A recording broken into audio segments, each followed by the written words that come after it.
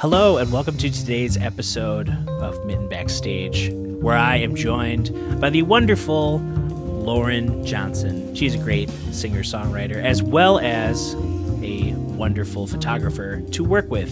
If you've seen any of the photos that I've been posting on socials, or even for thumbnails related to this podcast, those were taken during a session with her last year. We talk about life, music, and of course, creating under very interesting circumstances. If you enjoyed any part of today's conversation and you are interested in supporting podcasts like this, you can head on over to patreon.com/Snedeker and show your support. There are different tiers that give you access to other podcasts, video, live streams, as well as the ability to use me for lessons, consultations, or even studio recording. So thanks again, and let's get into today's episode with Loren Johnson. There's no real,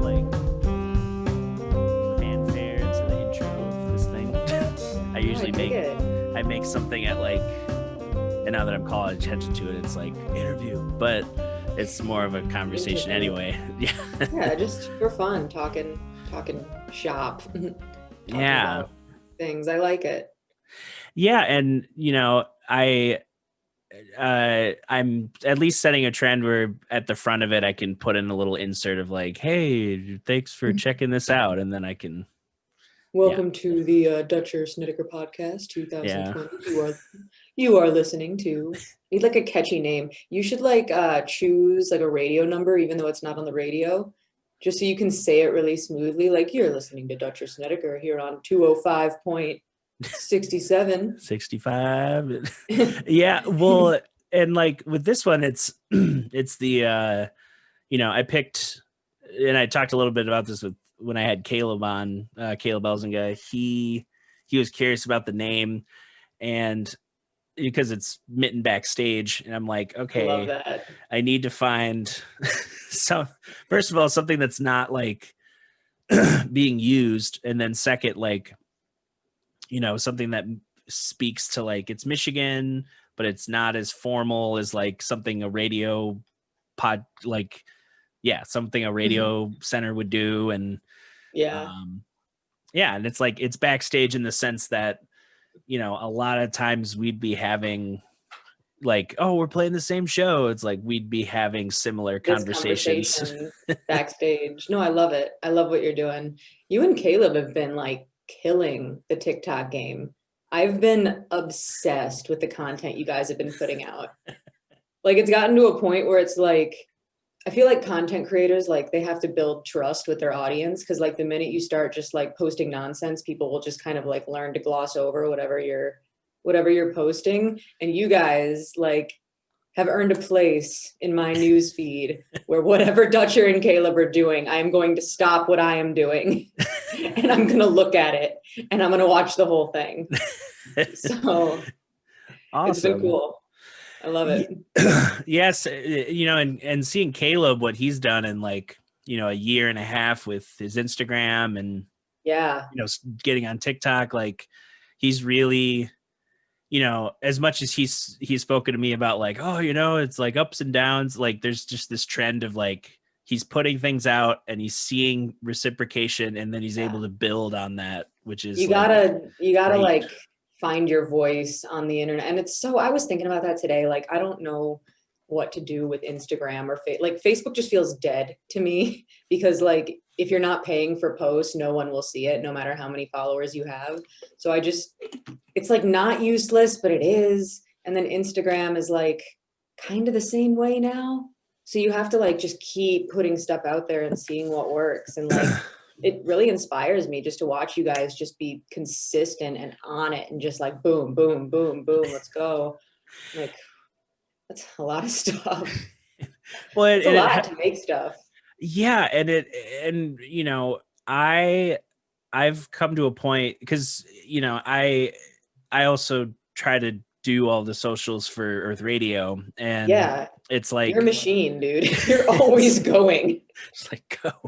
Well, and part of it was I wanted to get in a rhythm of figuring out a reaction to social media that's not not as toxic as it can be with like, you know, not everything's a postable moment. Not, you don't have to have your phone out all the time. Like the people who do that, they might have more to work with, but you know, it could range from like, okay, it's a Gary V who's just always talking about something and his team just captures it. And or it's like he's always just like da da da da da da da this da da da da da da. Yeah, do this, do that. You got to be happy, but you got to optimize. You got to be happy. Don't sleep, but also make sure you're getting your sleep. Yeah, you can't. You got to hustle. Sell your car. Yeah, you sell your car. Start a business from your garage. Go. Like what? Doing what? What do I do? I love Gary V. I love it. I love Tim Dillon had a great video about Gary V where he's like playing clips of Gary V giving advice, and some of it's like, you know, he's like, you could say it or you could do it, but I highly suggest that you do both. And Tim's like, I'll do it. I'll do it. What do you want me to do? What are we doing? Just tell me what we're doing, Gary. I love Gary V so much. Like every time one of my like hustle 24/7 friends like sends me a Gary V video, again, content creator that's earned my trust, I'm gonna stop what I'm doing and watch it. And for nothing else, like he's just a little like critter, you know, like every time I see like a vlog or like an interview or a podcast, he's always like he sits down and he's like shifty and he's like, oh yep, what are you doing? What do you do? Huh? All right, let's back that up. Anyway, so just like, are you like this? Like when you get home to your wife and your kids, are you like, hey, Junior, show me that report card. What'd you get? Are you doing it? Are you doing it or are you saying it? Are you saying it? Honey, what's for dinner? Did you make like, is he just like that all the time? Yeah. Cause it's such a mode to be in, especially like, you know, having a company that's known or like having a company that works with other companies. And there's a very real, like, okay, he works with this company and you can see how he's boosted their social media or their brand or whatever. And then he's also being like, oh, what if we made a side company that works with this thing and try it out for 8 months? And you're like, what? I don't have time to like, that sounds like a lot. Yeah. And just to be on like the forefront of everything and like the risk taking. There's a lot of advice that Gary V gives where I'm just like, that's out of my comfort zone and always will be. You know? But I remember once he was saying something about content creators, actually. This was really recently, and it's kind of changed the way that I've been approaching how I do things, kind of. Because I never know what to do with Instagram. I'm not consistent yet. Like, I don't know what I'm doing. And a lot of photographers, you know, if you're on Instagram as a photographer, a lot of the big ones have these beautiful, consistent feeds with consistent coloring. And it looks like an online photo book. Honestly, it's beautiful. And they post something every day that blends in seamlessly with their feed. Because that's the first thing people see, you know, when they follow you, whether when they're looking at your page, it's like, what's your vibe? Boom, first impression. And my feed has always been a mess. I feel like I change my vibe like every 2 weeks since I started like 10 years ago. I'm like, oh, well, now I edit this way. Well, now I'm into this. And it's just like a mess. And I've always felt kind of weird about that. Like, I'm never going to be one of the real out there photographers. Like, I'm never going to be organized and consistent. And I watched this Gary V TikTok or whatever. And he was just like, don't treat Instagram like your little gallery. Okay. It's not a gallery. You just need to get it out. Go. And he just like shredded into it. And I was like, yeah, okay. Just put stuff out. Don't worry about it.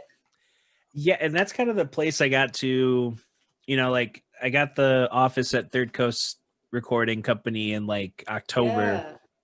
And, you know, part of the goal with that is to like, you know, between having that and doing some, again, more social media stuff for them and also, you know, session work and stuff,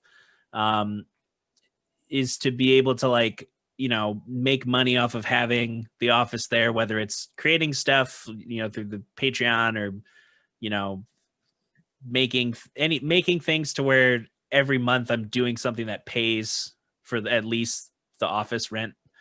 And Yeah. then it feels more like just having a space that I can like, you know, with the gear that I have that's in there, that's all mine. Like, okay, it's keyboards, it's synths, it's like stuff that I can record with. But then like I walk around the corner and there's the storage room with like, you know, thousands of dollars in miking equipment and a whole Yeah. control room. And like right before Christmas on Wednesday, or I guess, yeah, Christmas Eve, um, I got my first lesson on routing with the SSL board and how Oh, like nice. Studio A is set up. And it's Yeah. super cool because it's like it parallels kind of how I would think about doing sound at Founders, where you get used to the layout of the stage and then you see a band's stage plot and you're like, all right, if we're putting them over here, this Yeah. box with these channels, like we'll plug stuff Getting to in know the there. And space, getting really yeah, familiar with it. Yeah.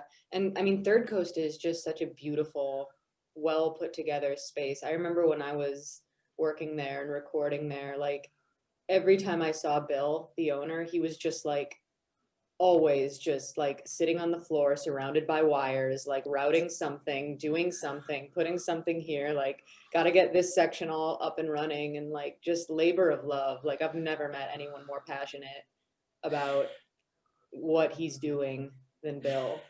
yeah, and I'm eventually going to have him on this podcast because there's Oh, so many like there's little tidbits that I learn about, like, oh, he's done some like teaching, and like was it at a collegiate level, like was it for a company, like because the yeah, way he'll just like, yeah, interview him because he'll just like drop random amazing stories like, oh yeah, I remember when I was on the road with Tom Petty and the Heartbreakers and they were doing this, and then like, oh yeah, like when I was doing sound for Paul McCartney. It's just like, you're like, what? wait. Yeah, and like he's always, the recent project he did, there's a bunch of like a bunch of rack gear that's all like kind of a mix of different generations of like, effects processing and like different preamps and the Yeah, the rack that Dave Palmer built the first time for the control room, he built the second one, and Bill was like pretty much as soon as he got it, he like painted it, and the next day he mounted all the pretty much everything that was just sitting on the shelves is now like it's routable in the oh, that's studio. I'm like, awesome. that's happened so fast. Hmm. I was expecting like, oh yeah, in a couple weeks this will be up and ready. It's like, nope, like Yeah. 3 days later. Pros are pros. Yeah. Yeah, it's pretty incredible. It's pretty incredible what they're doing over there. But that's awesome. I'm so glad that like you have a space there and it's still a little like hub, because I just can't wait until we're all vaccinated and we can all hang out there again and like put on events. Because that was where I was going to have my release party Oh for yeah. Into the Morning, like way back in March, the week after everything shut down. I was gonna Yeah. have a party there, and it was gonna be so fitting because, like, I basically like kind of grew up in that studio, helping out and doing walk way back in the Walk the Beat days. You remember that Yeah, when we met there's via email? oh yeah. Wow. Yep. Yeah, that's crazy. Whoa. Yep. That's well, and there's like it's funny because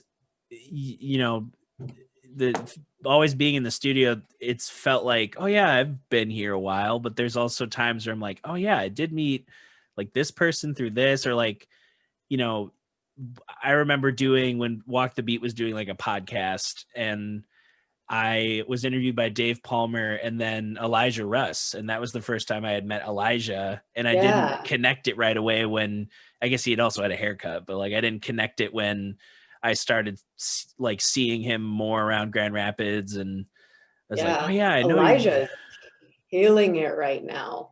Mhm. Like his videos, like I'm just blown away by that. Yeah, he did like I listened to or I guess I reviewed it for Local Spins, his collective release.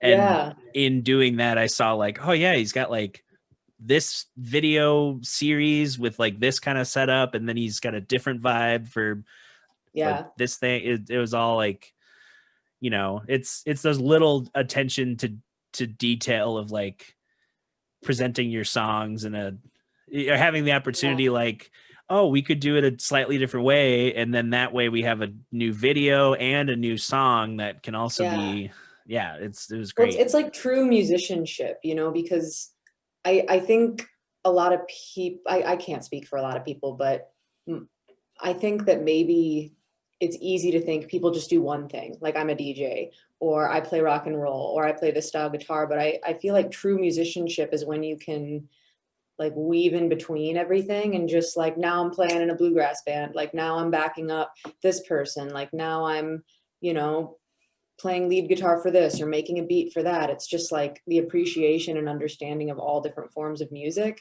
And that's what I really see a lot of people doing. Like you were just saying with Elijah, like he mixes it up for everything he does.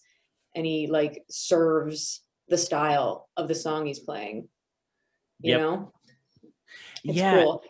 When you work it backwards, like looking back, like, oh yeah, I met this person here. Like Elijah and I went to high school together, and we both Whoa. worked at the Morning Star Cafe when we were teenagers. Wow. That is Yeah. a throwback. Isn't that insane? Like thinking, like I remember like, it's just so wild to think that far back, and like, yeah, it's amazing. Yeah, and I kind of missed the boat with this other creator who every time I see something she puts up, I'm like, man, she's like, she just does things, and it doesn't matter what it like, because her name's Sarah Longfield, and Yeah, I've never heard of her. She she's from here? like, no, she's like, I think she's East Coast, but maybe Hmm. not. I don't know, the internet. We have no idea where Sarah lives, She's but on she the puts out internet. cool things. She's on the internet. Yeah, well, because I first found out about her about like years ago, getting into like certain um you know aspects of the metal music scene, especially in like high school, and she had a band called The Fine Constant that was kind of like like a prog metal group, but like just kind of a different vibe and flavor, a little bit more technical. And she's put out stuff as a metal musician um, under her name. She's, got uh, a guitar line with Ola Strandberg, this like Oh wow. luthier. And she, it's the She's first. just crushing. Yeah, she's Just got a absolutely guitar crushing. line that she designed. Like she painted the pick guard that is on all of the, like Oh, she that's so made the cool. design, but That's every like the time, musician equivalent of having like your own perfume or scent, like yeah, your own. That's amazing. That's and like the ultimate thing. yeah, because she like, I'll see her post and it'll be like, oh, there's her dog and it's cute and funny, and then like the next thing will be like, yeah, my backpack broke, so I learned how to make a backpack. I'm like, how, what? Okay, so she's one of those people. Yeah. Like, yeah, okay, I love that. I love that. You're gonna have to give me your handle when we get off the call, because I'm interested. I love when people are just like, oh yeah, this happened. So now I'm really good at this obscure skill. Whatever. Yeah, she's like into like modular synth racks now, and has like, like a decent synth rack. And I'm like, I I had hit her up like, you know, very nonchalant. Like she posted a status like, hey, what, this year is kind of crazy, but I still want to collaborate with people. And I was like, I'll do something, not realizing that August would be insanely busy, and that apparently she was like moving during that time too. So Oh it wow. hasn't happened yet, but fingers Yet. crossed I can do something. Yet. Yet. Um, but It's going to be such a yeah, better year. 2021 is going to be such a better year for everyone. there will be collaborations. There's going to be moving and shaking and better energy. I bet you guys do it.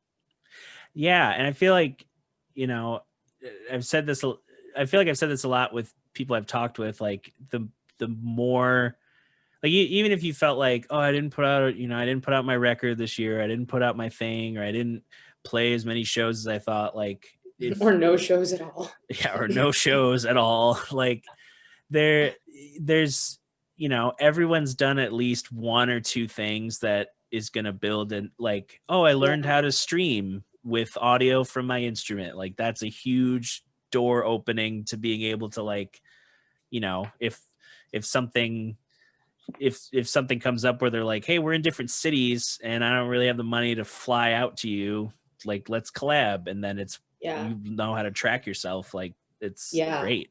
That's actually been huge.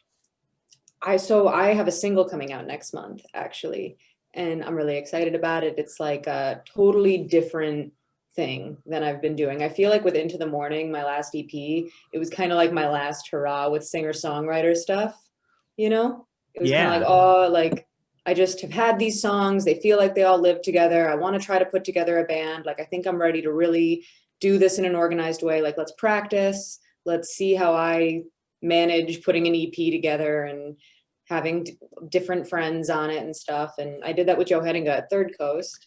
And so that's kind of like, I never got to tour it like we wanted to, but it was kind of like okay, this is very folky. This is very singer-songwriter, cool. Now I'm going to work on like what I really like, and like the dark and creepy and big fat bass drops and like spooky sounds. And so I have this single coming out next month called Patterns, and we started it this time last year at the studio, and it just sat there forever because we were like, we're working on other stuff, whatever. And when COVID hit and, everyone's trying to figure out what's what, Joe Hedinga actually figured out a way to produce and mix from his home. Mm-hmm. And he streams everything through Zoom, so I can see everything he's doing on the screen, and everything feeds through my interface, and I can hear like all the playback in perfect time. Like I can record things here if I need to, like, and we can literally work as if we're in a studio. I mean, obviously you're not getting the same sound that you get, so it's just little things. But like we were able to finish the song through Zoom, which is like, just like, what? Yeah. Are you serious? That's like, I wasn't part of the sessions, but I know that Justin, Hannah, and sometimes Madison, he might've been on more calls than I thought, but when Third Coast had to shut down, Kevin like grabbed some of the important gear that he could just use with his computer at home. And they did a similar thing where, through Zoom, they could see everything. He could share the screen, and they, same thing too. Like everyone's got, not everyone had like, oh, I have this high quality interface that like is very transparent. It's just like, I got a thing with headphones. Like that's good enough. When it works, it works. You got to do what you can with what you have. And I don't know. Okay. So, and all this like new, maybe they're not new, maybe they've been around forever, but the apps that are becoming really popular to help people create while we can't be together are amazing. Like Joe showed me this video called Bounce Boss. Have you ever heard of it? Or not a video, a website. Bounce Boss. No. Yeah, you have to like get a subscription, but basically it's where like somebody like Joe, who's producing and mixing, can upload a mix of the track. Like when we were going through all the mixes of Patterns, and you can literally like make notes on certain sections in real time. So like me and 3 other people were able to just make notes in real time on everything while Joe was mixing. And you can like see like, oh, from 206 to 208, like bring this down here. Like, I think I'm coming in a little hot here. Can we like add reverb here? And you can literally like color code it. It all goes into a chat box. It's all separated by mix. So you can like compare mixes. Whoa. Like it's like a Google Docs for audio. Yeah. That's sweet. And it's like, it's like, there's so much merit. And obviously when we can all be together again, it's so good to just be in the same room. You can't replace that human to human contact, face to face, body language, but honestly, I don't think I'm ever going to not do that whole Google Doc style thing, because just the way you're able to relay the information quickly, it's Yeah. And that's amazing. it gives you the flexibility too of like, I think that's one thing people don't realize in the moment. Maybe now that months have happened where people are used to like, oh, online this, or I don't have to go into physical work as much.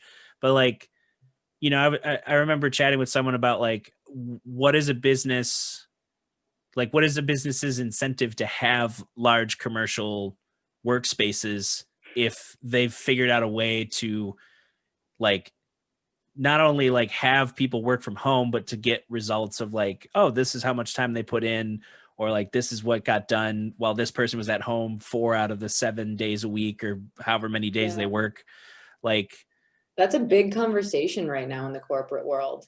Like, why are we paying $1 million in rent for this office building when we could just not, and productivity isn't any different? yeah, like I thought about that with when I first got the office. It was around the time um oh, what's his name? Jeff Baldus. He had moved into an office that I had previously shared, but I have Kevin's old office because he Oh, right on. took Scotty's. And Oh, really? Oh, so you guys all just like rotated then? yeah, it was just one big like whoop. And and and Jeff works for C3, so Yeah. they were having like the same discussion of like, we have this big space that we do meetings in, but we don't really need it because we're only going to be meeting a couple times a month. And Yeah. it's Jeff's office, and there's a table in the corner for when 5 people need to show up. Yeah. I think we're really starting to see the dawn of work smarter, not harder, in a real way. Mhm. Because I mean, there is so much merit to being around other people, and like Zoom calls just don't cut it a lot of the time. Like when I'm teaching lessons via Zoom, like I'm putting in a lot of extra time now to make recap videos and recap PDFs for my students, because there's things I just like can't show them when I'm Yep. not with them, or even like us talking right here, or mixing and whatever. But work smarter, not harder. Like, no, there are meetings that can just be covered in an email, or you can just hop online without driving, and that saves so much time. And I think, I don't know about you, but I've really learned to rest this year more than I ever have. It's been forced on me, and I've hated every minute of it. But I'm kind of like, oh, you need to stop sometimes. You need to just like condense things sometimes. Like, it's okay to not be at 120% all the time, and your work is going to be better if you're not like always just everything needs to be a to-do. So Right. Yeah, and I've I've definitely wrestled with that this year because of how breakneck speed music school feels like. Where yeah, every day is like a thing you need to do, or a rehearsal you need to attend, or a concert you need to see or play in, or a thing it's like every everything gets thrown at you for yeah, me it was like 6 years. And then out the of days that just environment, yeah, it's like out of that environment, you're like, wait a minute, I have like 4 hours until I need to do something. Like, what do I do to fill that time? Do I need to fill that time? Like, it's yeah. What am I missing? What am I forgetting? What have I not turned in? Like, what do I owe somebody? Who do I need to email? Like, yeah. there was this tweet that I shared a while ago, and it was like, what did you do this weekend? Oh, nothing. Oh, so you relaxed? Somehow also no. Like, No. I'm not getting any work done and I feel bad about it, but I'm also not relaxing because I feel bad about Yeah, it. it's like you can't wait. And I feel like in the last month I've especially having the office where it's like I can go to it, I don't have to stay super late, but I can because I know how to lock up the building. Yeah, Um, that's super nice to have a space that's designated, like outside of yeah, the home. yeah, because then it's like I treat there's still things I can do that are like semi-productive here, but I also treat you know my room as like, okay, it's let's get it to a point where I come into it and I immediately can like just unwind rather than like have another to-do list. Yeah. No, that I mean, like, we were just talking about how why would anybody pay rent for spaces, like Hmm. big spaces like that if you don't need them? But there is still always going to be so much merit to being able to separate like your sleep and relax place from your workplace. Yep. It's yeah, I've been working really hard on the office in here and trying to get things out of my kitchen and out of my bedroom because I don't want to be like what do I need to work on? This is a stress, like you zone things out in your brain. So Yeah. It's much easier to like, well, easier, I guess, once you get the ball rolling, but like to get because I've always wrestled with that, like what where do I work best on what things, and where do I like, what do I need to adjust to make a thing be better for work in a working environment. And yeah, I like with the office, it's like I I have a lot of layers to keeping people from just stumbling into view or like coming up to my door. It's like, yeah, the back office has a door, multiple doors. You can't get into it. with codes Yeah, on like them. Yeah, it's just so I can have that peace of mind knowing like, okay, if I need to step out of my office, grab something from the equipment room while they're tracking, I'm not going to mess up what they're doing in A, and I can yeah. still, you know, get a microphone or something. No, it's nice. It's nice. I this sounds a little like airy fairy, but it's true. It's good to have like sacred spaces, right? Like this is my sacred workspace. Like it's closed off. Like there is like no, my clothes aren't in here. Like food isn't in here. This is a workspace.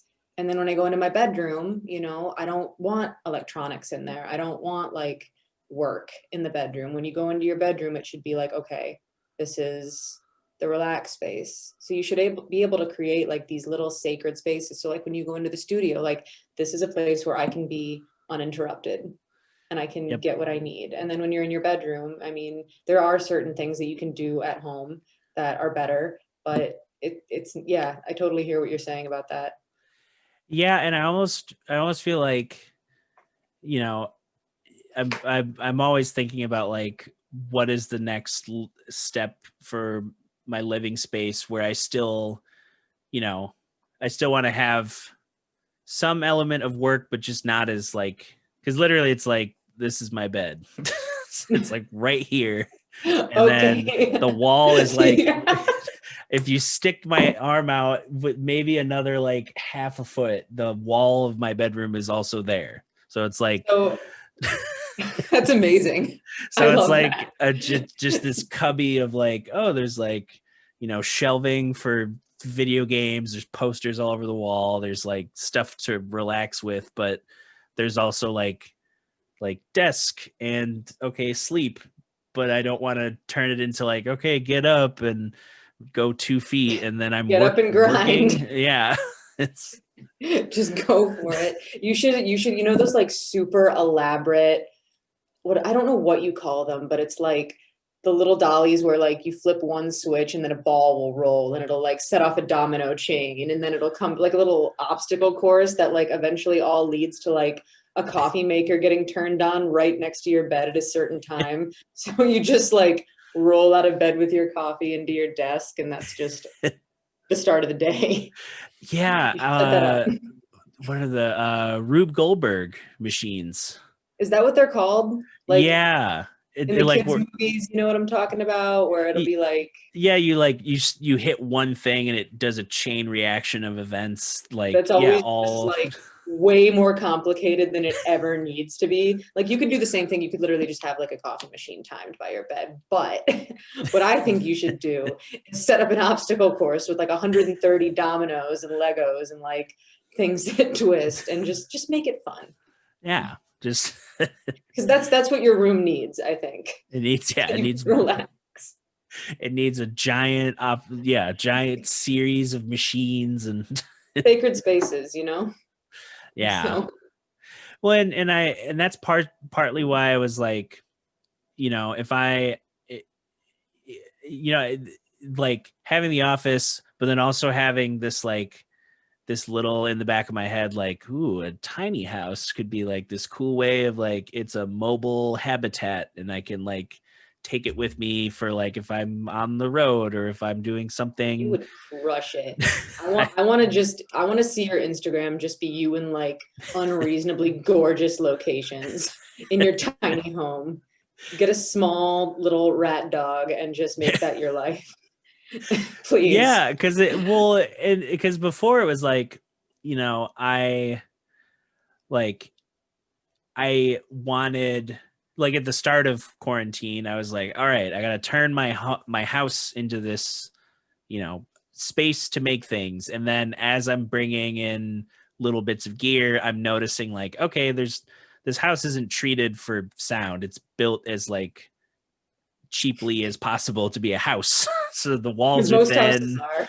Yeah, it's like there's nothing in the I can't isolate what I'm doing. Like my roommates aren't here right now because they're doing holiday stuff, or they might be working. But like to have nothing that's like isolating, it doesn't let me be able to like, oh, I'm gonna turn things on and start doing stuff at whatever time works for my schedule because I have Yeah. other people in the house. Oh, And dude, then I hear that. Yeah. and then get in the office, it's like, okay, now I don't need to have, a bunch of gear at my house.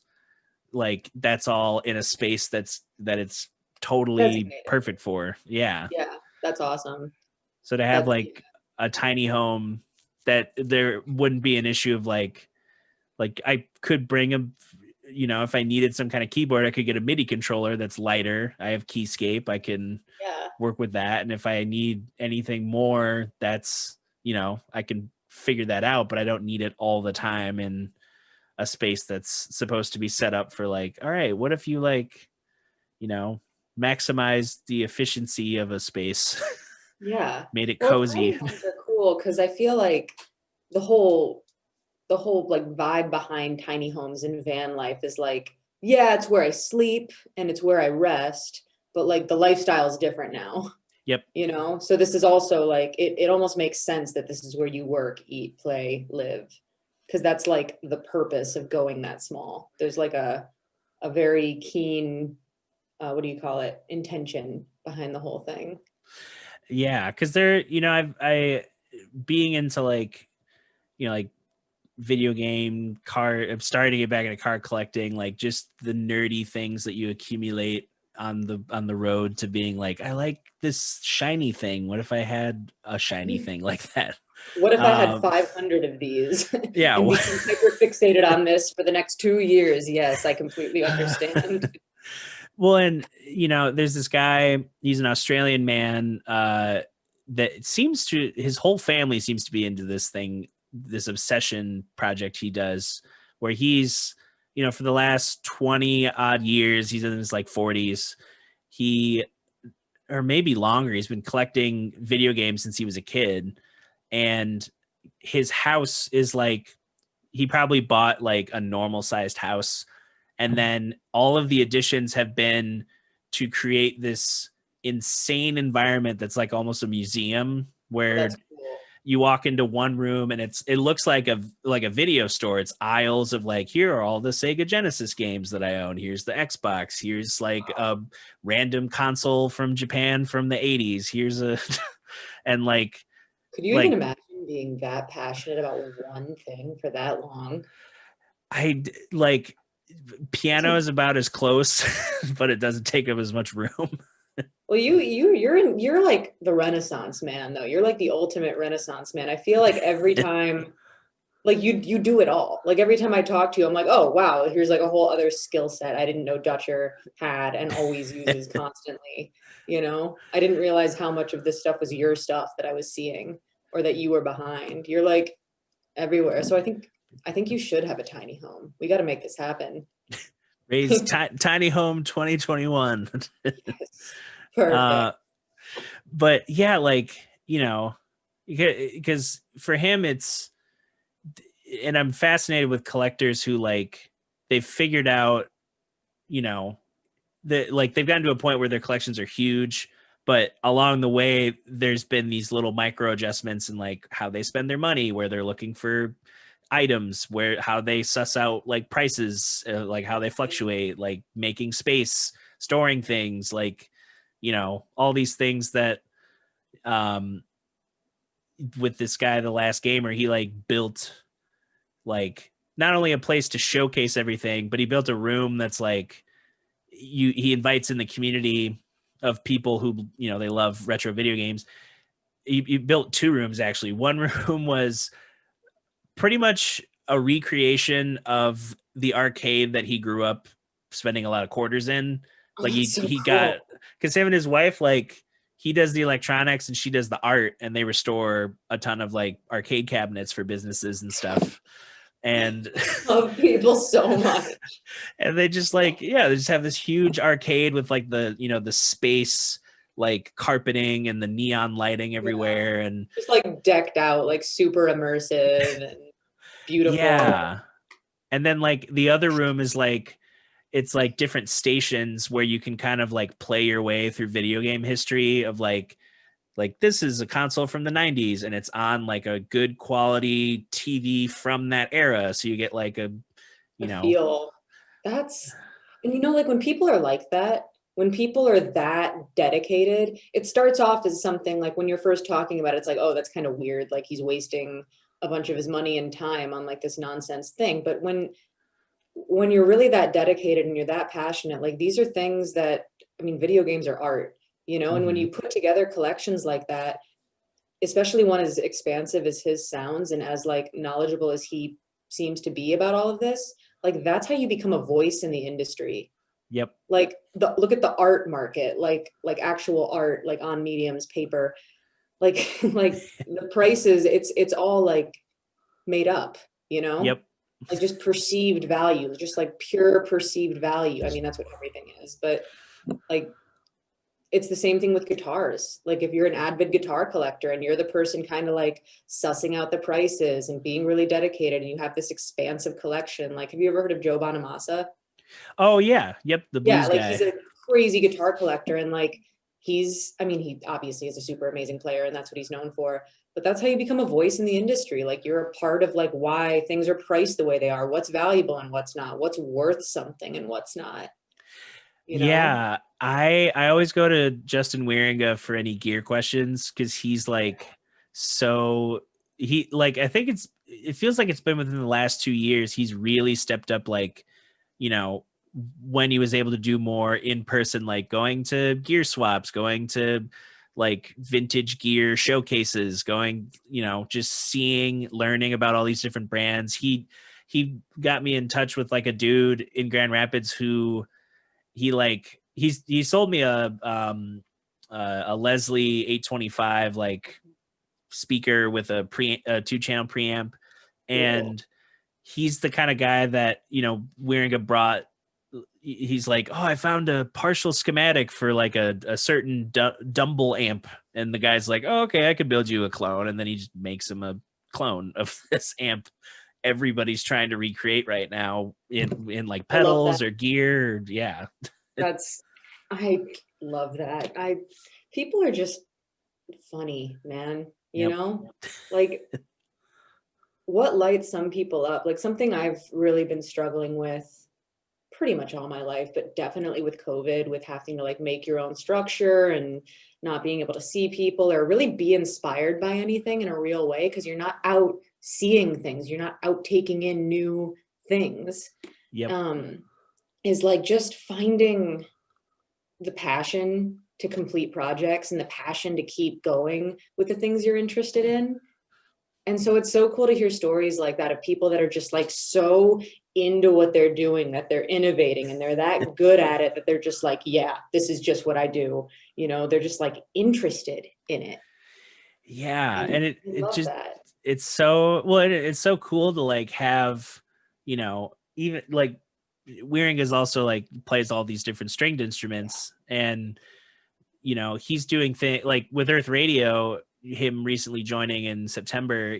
He was first, like the first couple of shows we did that we still were able to do outdoors when he joined the band. he brought a guitar, and then during the rehearsals that like we stopped doing our bi-weekly rehearsals kind of early November just because of like the holidays and COVID spikes and all that stuff. We didn't want people traveling from Ypsi and South Bend, and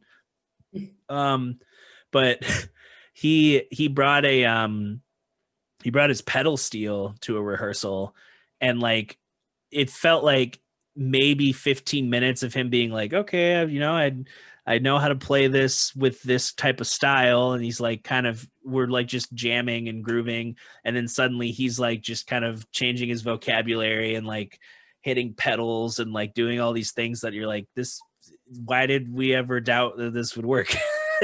Like, when you, it's like when you're that skilled with something and you've just been around the block and you're like practicing that true musicianship always with everything you do, it's so remarkable when you have somebody like you just said, like they take 15 minutes and they're like, oh yeah, like I kind of know what you're saying, I kind of know what we're going for, and then they just have it.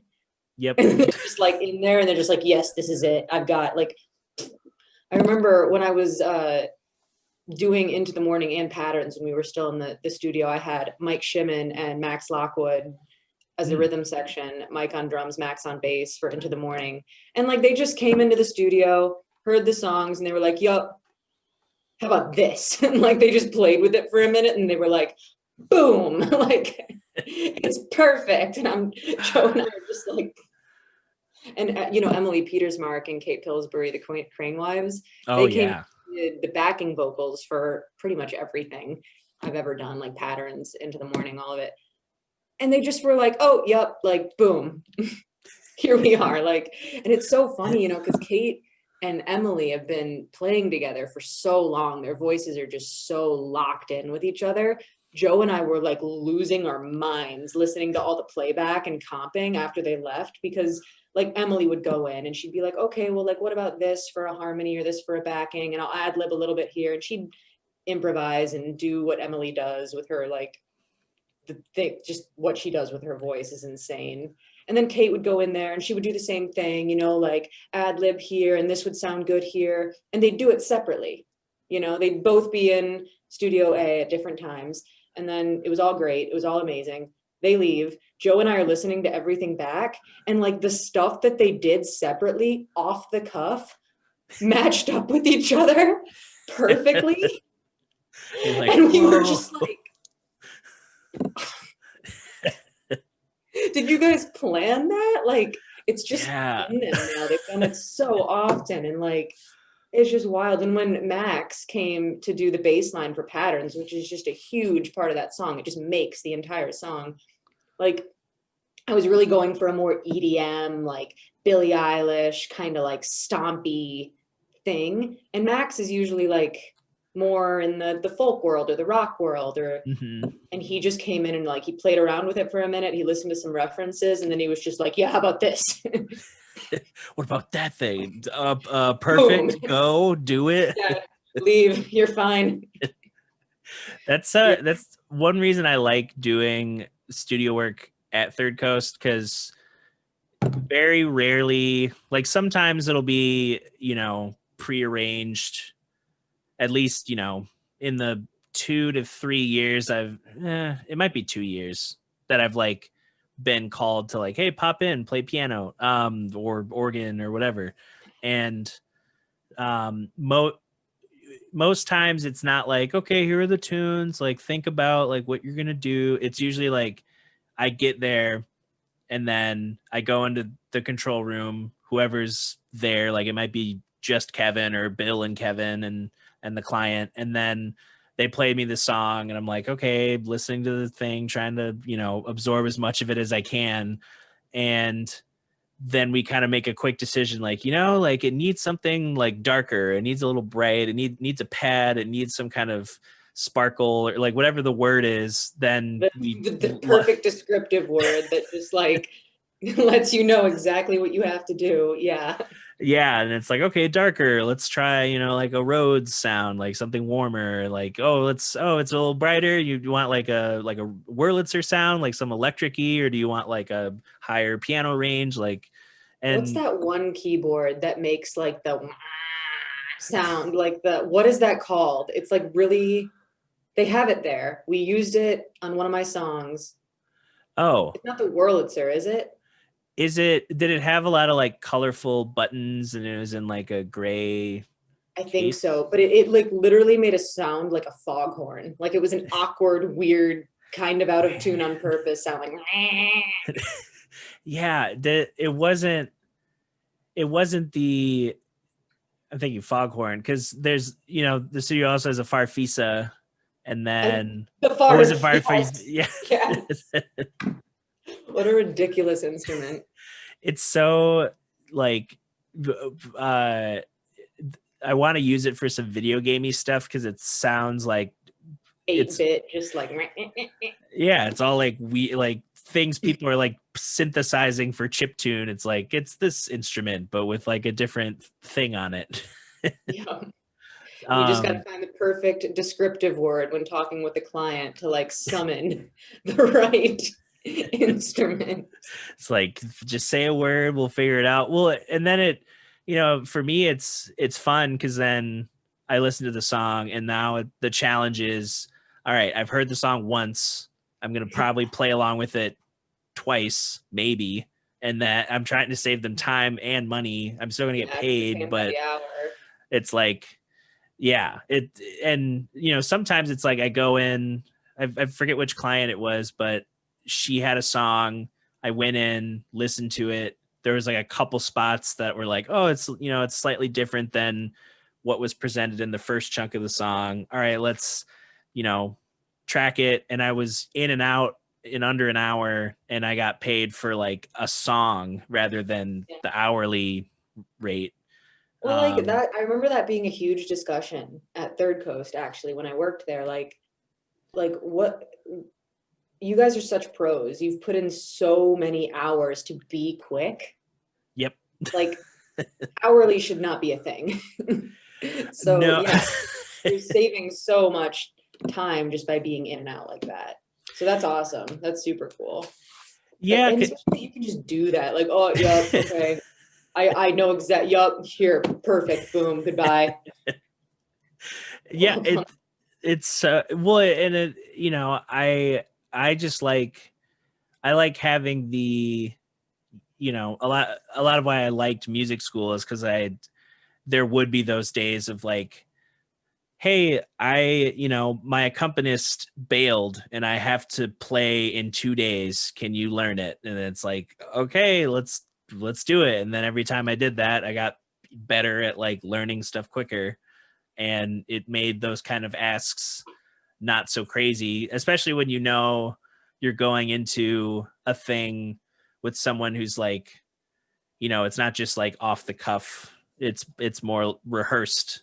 Yeah. And that person is gonna, as I think of like with singers or solo instrumentalists with that need an accompanist, they, if they're putting in the work, even not at like, it doesn't always have to be classical, but like whatever song, they know how they're going to perform it.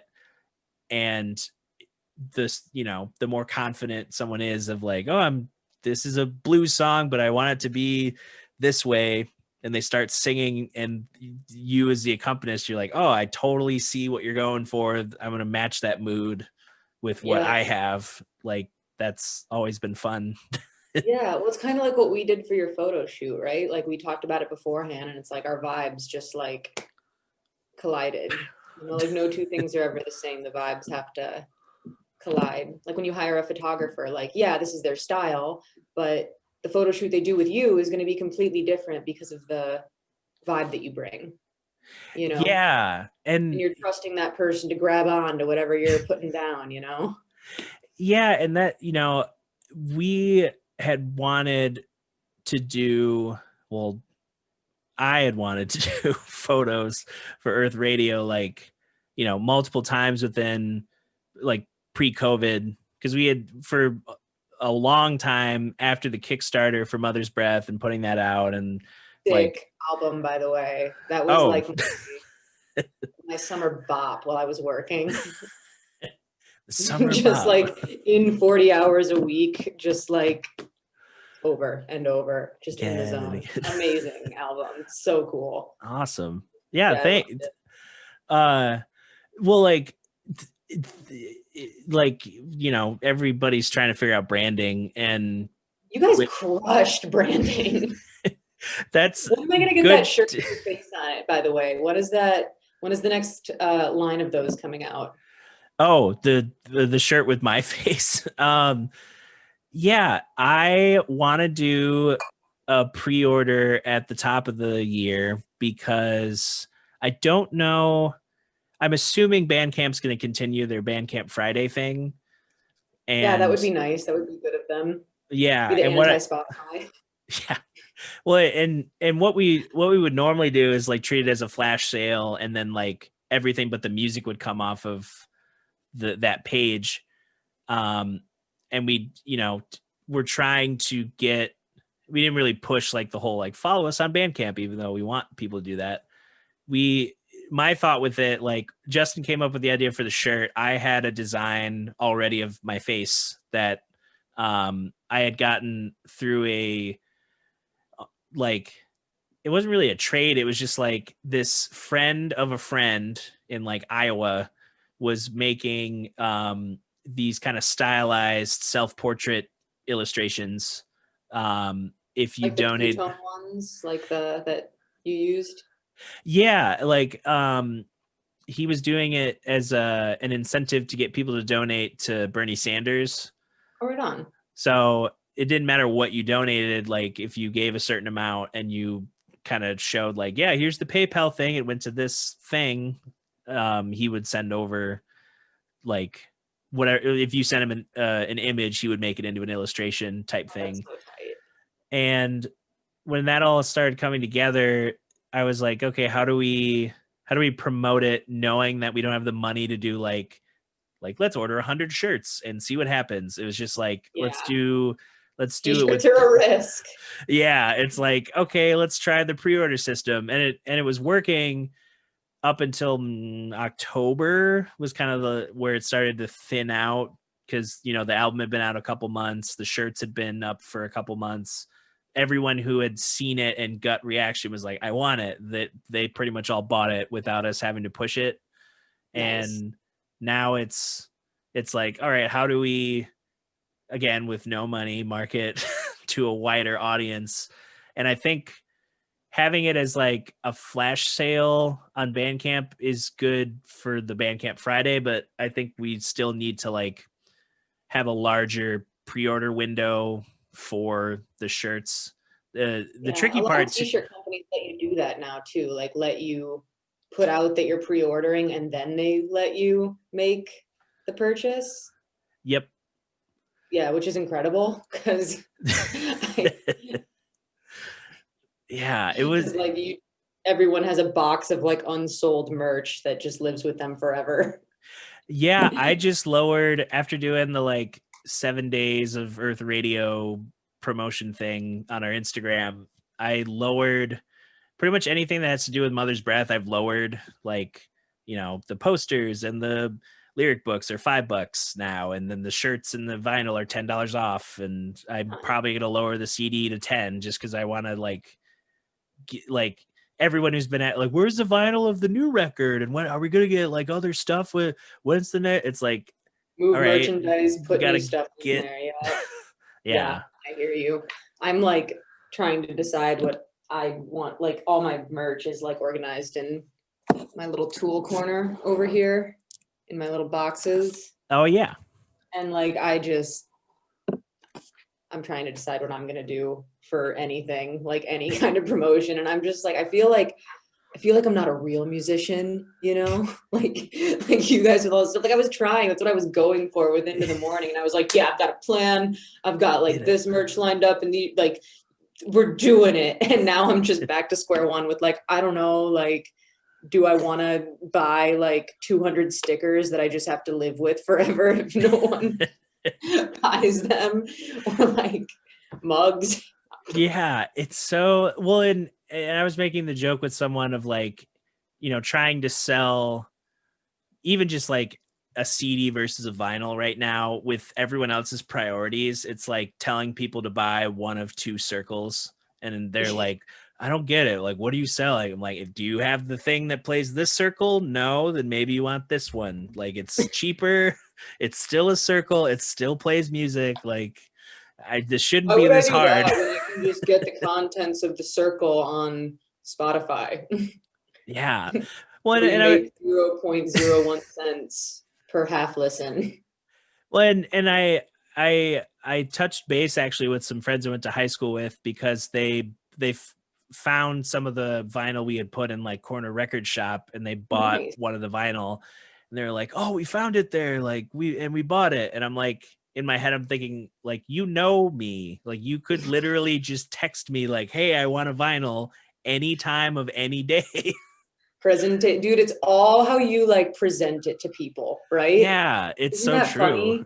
funny? And like I remember noticing that like so instantly, like when I was working with Dave and Walk the Beat, like it's all how you present it to people. Like for instance, like we had always had t-shirts for Walk the Beat, but we Mhm. never sold t-shirts, but people were always interested, kind of. Well, so we bought a bunch of the volunteer t-shirts, but the difference was instead of just having like one little like Walk the Beat sign on, like they were just plain white t-shirts, Walk the Beat logo, whatever, kind of just like nothing t-shirts.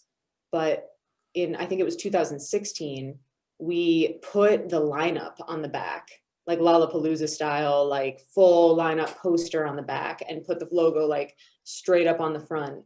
And I remember all the volunteers were wearing them, and that event, like everyone was just like, where do I get one of those? Like with the lineup in the year on the back, where do I get one of those? And the woman that was doing like the raffle counting or whatever, she was in charge of like this huge box of leftover t-shirts that we weren't even planning on selling.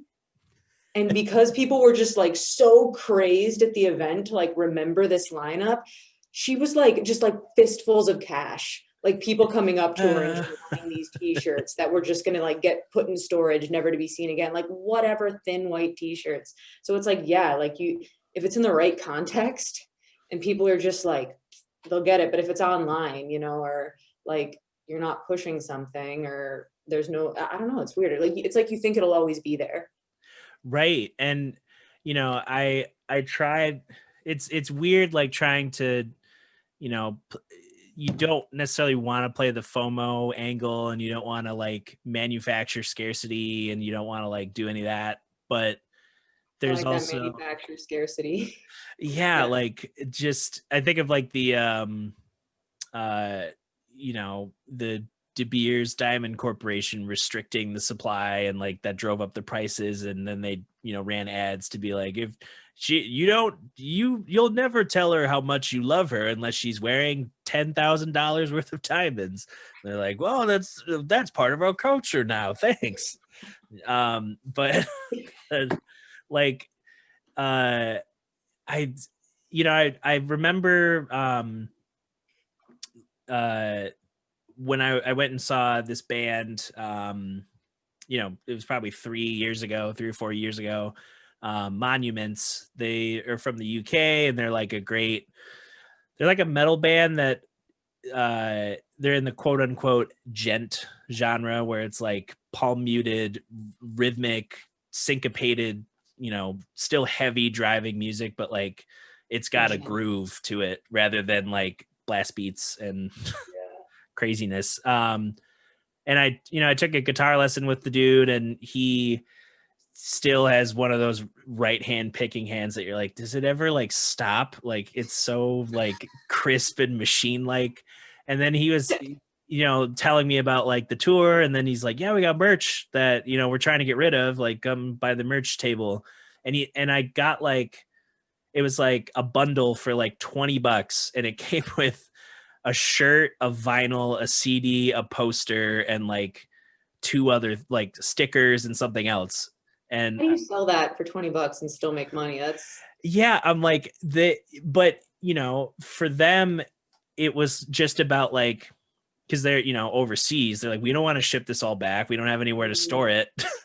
And it's So free advertising if people are wearing it, yeah. So I've always, as much as I'm not the finance person with Earth Radio, I'm always the guy who's like, I just want people to have our stuff so that, Sometimes you just got to accept a sunk cost because it's like paying you in other ways, Yeah, because then it's, like you were saying earlier, it's like people think it's always going to be there. But when we're not attached to a label, we don't have any, distribution budget. We're not selling at such a high volume that it's like, oh, I got to make sure every couple months I re-up shirt orders or something. And you also like, I don't think bands are doing everything for themselves, like bands and musicians. It's not like we have a boardroom full of like, advertisers and marketers telling us like what's going to be popular and what's going to like get people's attention. And this is like your fan base and what they like. Like you have to decide, like the Dutch Your Face t-shirts, like how do you decide there's going to be a demand for that? You guys just, just make them, see what happens. And they're awesome. And now like people have shirts with your face on them. Yeah. And it's iconic. Yeah. And it was so funny. Like I remember my mom bought one and she didn't realize what the phrase meant. And she was like, I just found out about it, but it's okay because it's got your face on it. And I'm like, that's cool. That's kind of what we were hoping. Is like some people might not know what Pass the Dutchie means, but they'll see my face and be like, oh, it's Dutchie, Dutcher. It is right there. Yeah, that's hilarious. Yeah, who's like, I really want to hit up Emily to do some merch because she does all the Crane Wife shirts. She does like a lot of concert posters and album art, and she does just like amazing eye-catching stuff. Like, yeah, I recognize a Crane Wife shirt anywhere. Yeah, she actually did, and I have my little bit left. She did the artwork for my jazz group. Oh, let me see. Hold on, it's really shiny. Oh yeah. Oh, that's classic Emily, like the ribs and the. Yeah, it's so tight. I kind of the only prompt I gave her was like the album is called Serendipity, and then like I was thinking of just kind of this, this mishmash. I was thinking of the game Flower, actually, where the whole point of the game is you're kind of the wind and you're controlling petals that are flying, and it's very vibrant colors, and there's music cues with everything. It's this beautiful, like very relaxing, pleasant game. And there's a couple, and there's a couple levels where, the broad message, I guess, with the game is like urban environments encroaching on nature, and then nature's kind of response to like having time to like kind of grow in and around and like change these environments back into more natural things. Yeah.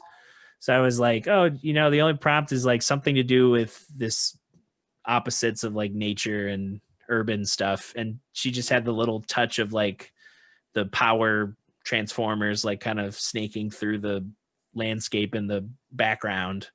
And then, yeah. Emily is amazing. And then just poof, like, dude, it's artists like, it just blows my mind when people like you or Emily or Kate or Max or Mike or whoever, it's just like you give them, and especially Joe Hedinga, he's amazing at this when working with me because I don't know what I'm talking about ever. So I just use like these really elaborate descriptive words, and they're just like we were talking about. Yeah, I totally get it. I'll show you the artwork Emily did for me. I haven't used it for anything yet. Ooh. So I've had this for like years. I was gonna do something with it and I've been saving it. But I literally, I had like a really weird fixation with betta fish for a while. Like just keeping betta fish, and I thought they were so pretty and beautiful, and I loved like setting up the tanks and stuff. And so I told her, I'm like, I just want you to like make a picture where like betta fish are my spirit animal, like that's it. That's all I told her, and she was like, yeah, okay. I'll do it. Just straight up. Oh, Isn't that insane? That's super cool. Like, I can't wait to use this for something. Like, this is going to be on a t-shirt one day, album artwork, like sticker, I don't know, but it's tight. Yeah. Whoa.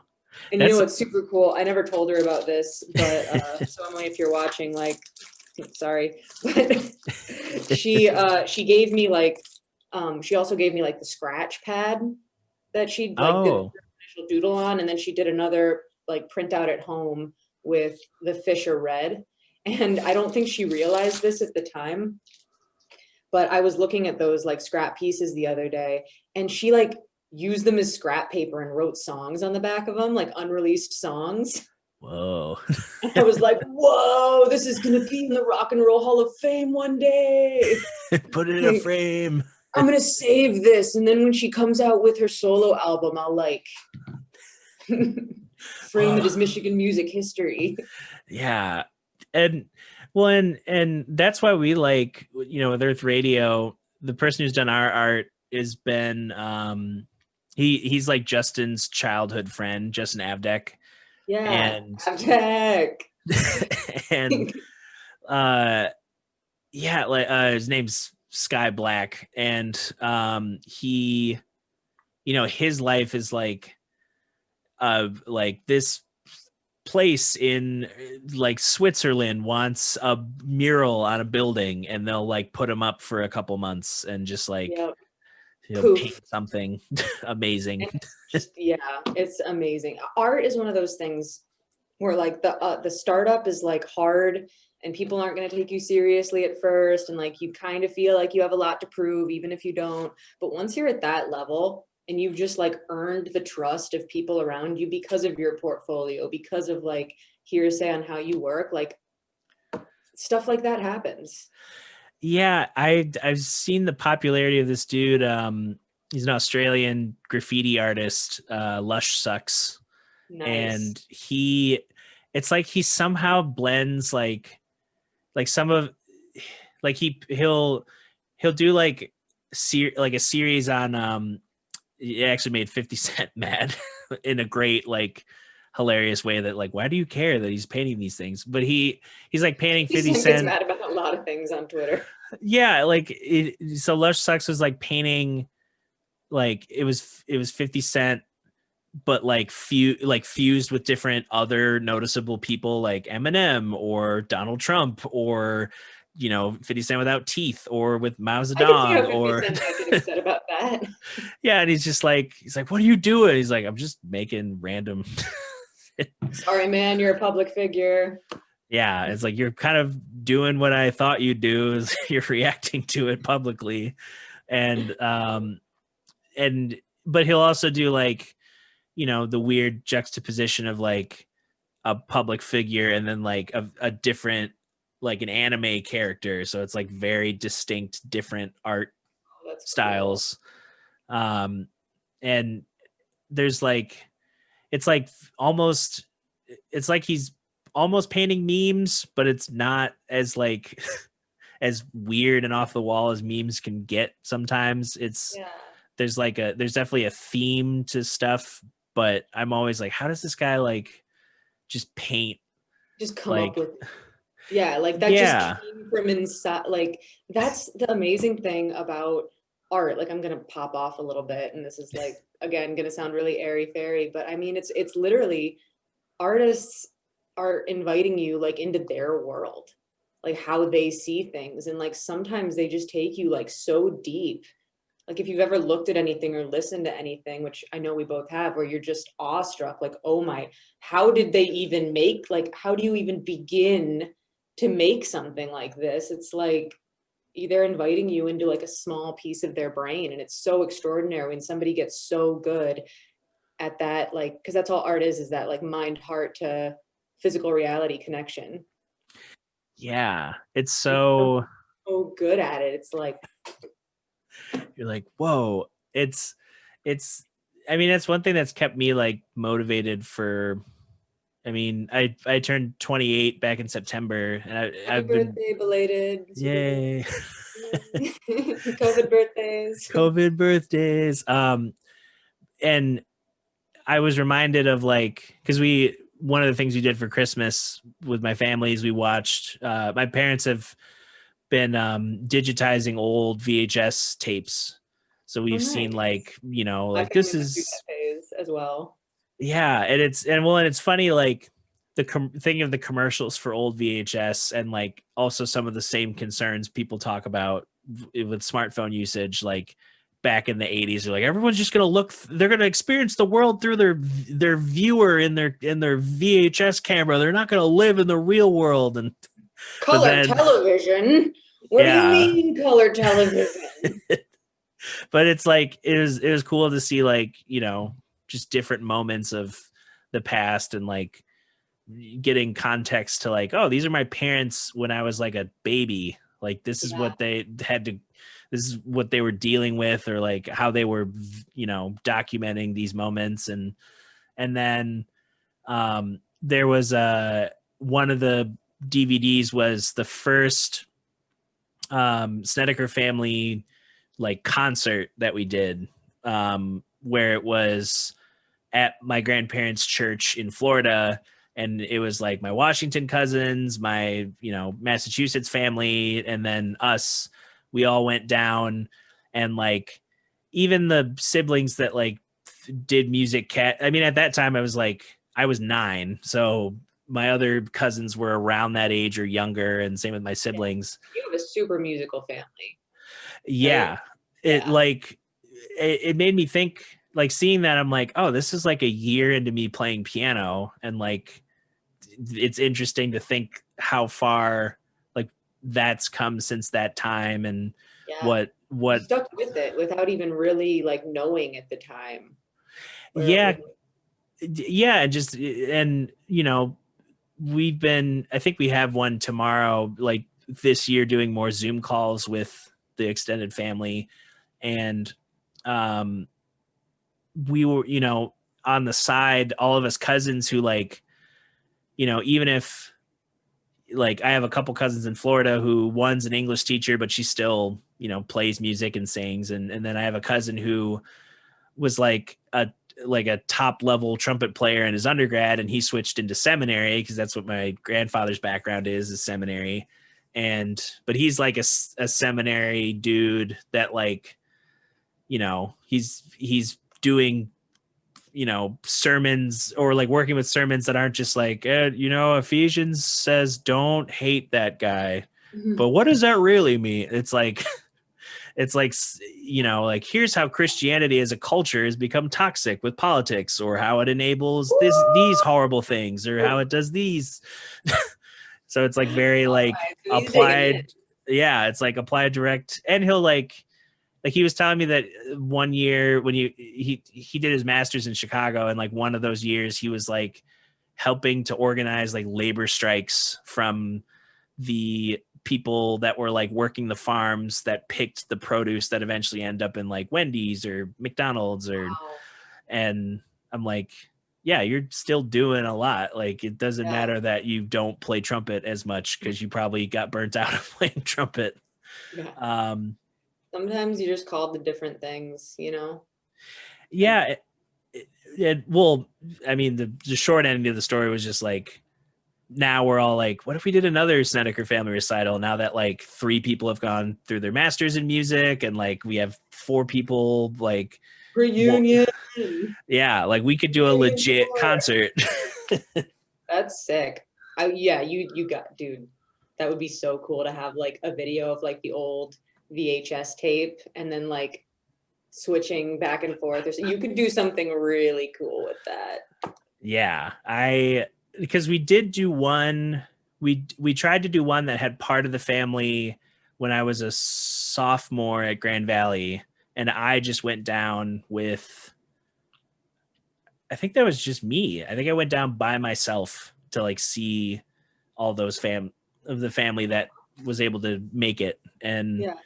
so there's like, yeah, there's like the little kid, all of the family. We ended that concert singing Edelweiss, like the Von Trapps. And then like now, yeah, we need another like concert of like, hey, we stuck with it. Just We did it. we Now did listen it. to us just shred unbelievably. Yeah. You Listen. can't handle this. Get ready to not handle this. Yeah, I love that. it's great. That'd make a great TikTok, Dutcher. A then and now thing. Yep. People do that. Progress. I somehow like my Instagram algorithm thinks I'm really into dance videos now. And like, so now I get all these served ads for dance Instagram, the dance side of Instagram and all that. And maybe it's obviously because I'm like, every time a dance video comes up, I'm lingering on it and they're tracking that. But I just saw this one progress video of like a little girl doing a ballerina move. And it was like 2015, 2016, 2007. And by like 2020, she's doing this like crazy thing, but like on a balancing ball and like You're like, just like whoa. split over her head, and I'm just like, oh.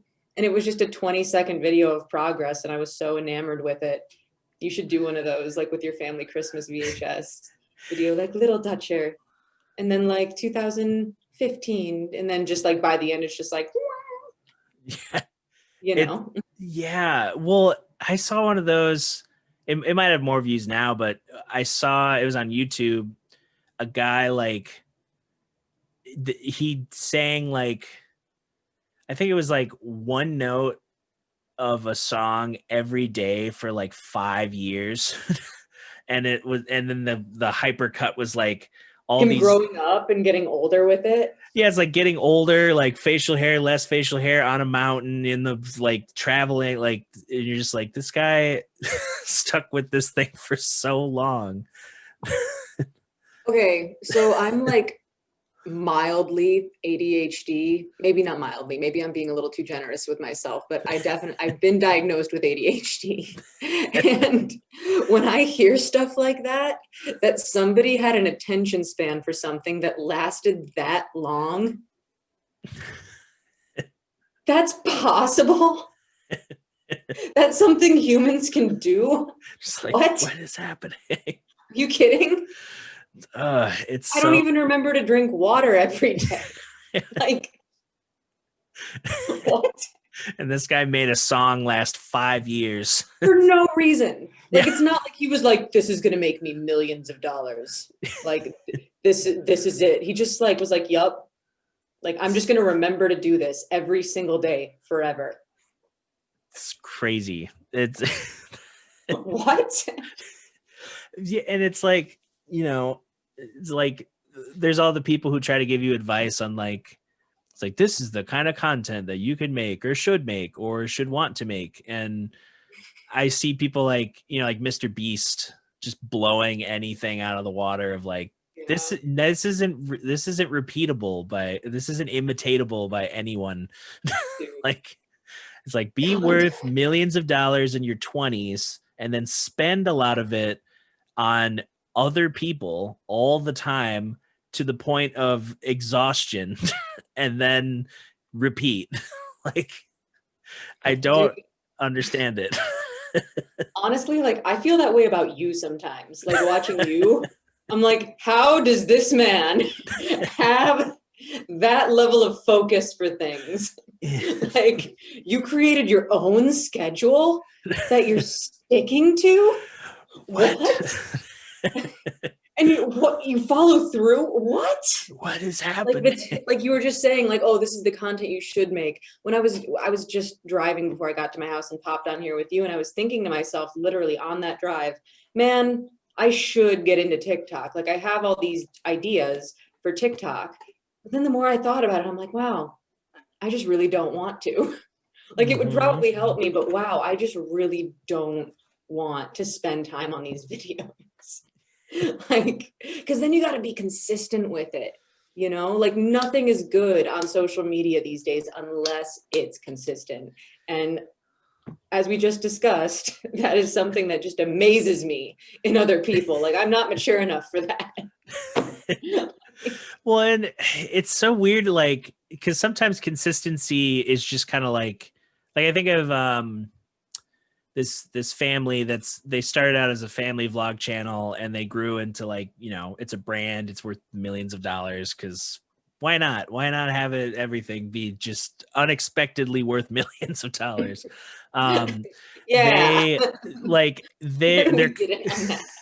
yeah, their content shifted from like, a family vlog channel is kind of like, oh, we kind of, you're inviting us into your home, you're like a normal family. Oh, the kids Like are just fun, crazy lighthearted. sometimes. Yeah. Yeah, and now they're like, you know, they did a vlog where it's like if you summarize what they did is they were like they clickbaited the title with like, we can't believe this happened to our house, and you're like, oh no, like what happened, that sucks. And then they start with like, man, like a clip from later in the video as an intro, and then it's a hard cut to like, make sure you're watching this with merch, buy the merch. And you're like, okay, you're selling merch against something we don't know if it's a problem or not. And then it cuts to They like have family merch. yeah, It's it's just, family branded. What? it's like, I want my family to have a brand. We need merch.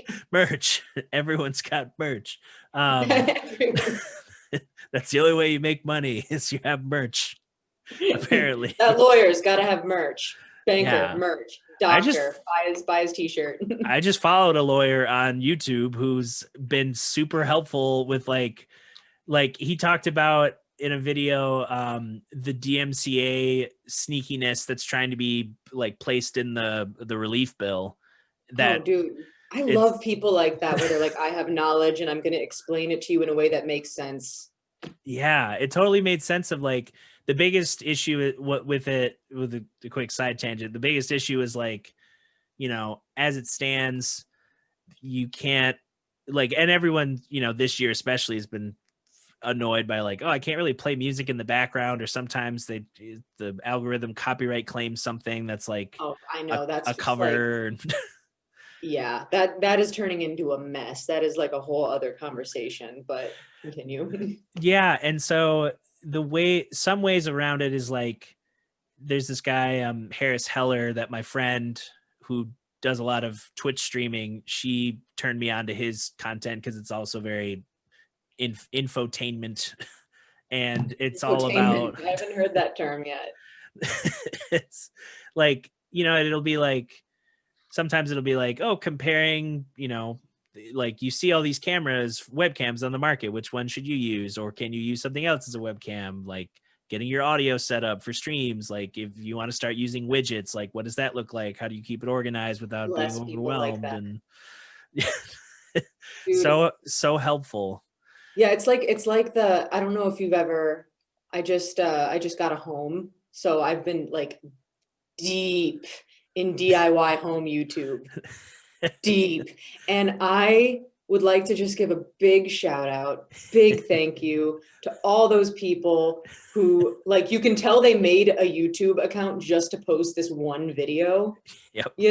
like, and they're not doing it for the fame. They're not doing it for the merch. They're just like, people need to know. This is how you change a light fixture. And there's no intro, there's no, hey, what's up, everybody? Like, Loren Johnson here. Like, I'm going to go off on this random tangent before I get to the meat of the video. Merch. It's like, hi, this is probably in your house. Let's dive in. Yeah. Or like, I fixed my car bumper last year, and like some angel made a video on the internet. Here is how to take the bumper off the ProMaster City. It had like 28 views. And it was like, here is exactly how you do this. Goodbye. Wow. Like, how to spackle a hole in the wall. Hi, I'm your local dad. This is how you do it. Blip. 500 views just saved my life, Wow. Well, shout out to those people. yeah, because like, so like Harris Heller, he did because he initially went to school for music, and then he started doing the streaming thing, and he still does music. Where's he from? I think West Coast. It seems like every area. yeah, just relocates to one of the coasts.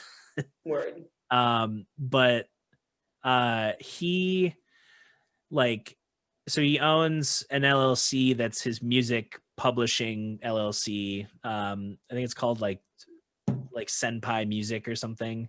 And and he notice me. Yeah, notice me. And he made I think it's like 5 different playlists that are all under the brand Stream Beats, and you can go to the website and you can see like, yeah, this is the lo-fi Stream Beats, this is like the kind of upbeat EDM type stuff, this is the, you know, whatever other genre. And then there's also a drafted legal document that basically you download, and that can be used as like, yeah, this is free to use, permission from the copyright holder, music for streams. And it's like, Amazing. whoa, that's a whole market idea that's like creating music as a utility for that kind of stuff. When you're it's like a way of getting advertising without having to spend money, because people are always looking for music they can stream that won't Yeah. trigger Oh, the dude, copyright. the travel vlog genre now. That's like tropical house, but like 3 notches down and free Yep. on the internet. You're like, wait. Amazing. And Or so there's that one song that like came pre-installed on every Windows computer ever that you could use in Windows Movie Maker. It's like dun dun dun dun. Do you know what I'm talking about? yep, Yeah. I And I like every YouTuber ever uses that when they first start because it's cute and free mhm. as their theme music. It's Dun yeah, dun dun dun. just so Like, happy. yeah. And but so like that's one way to get around it, is like you create your own music, have it registered under an LLC copyright, and then you know, essentially open up the licensing for free.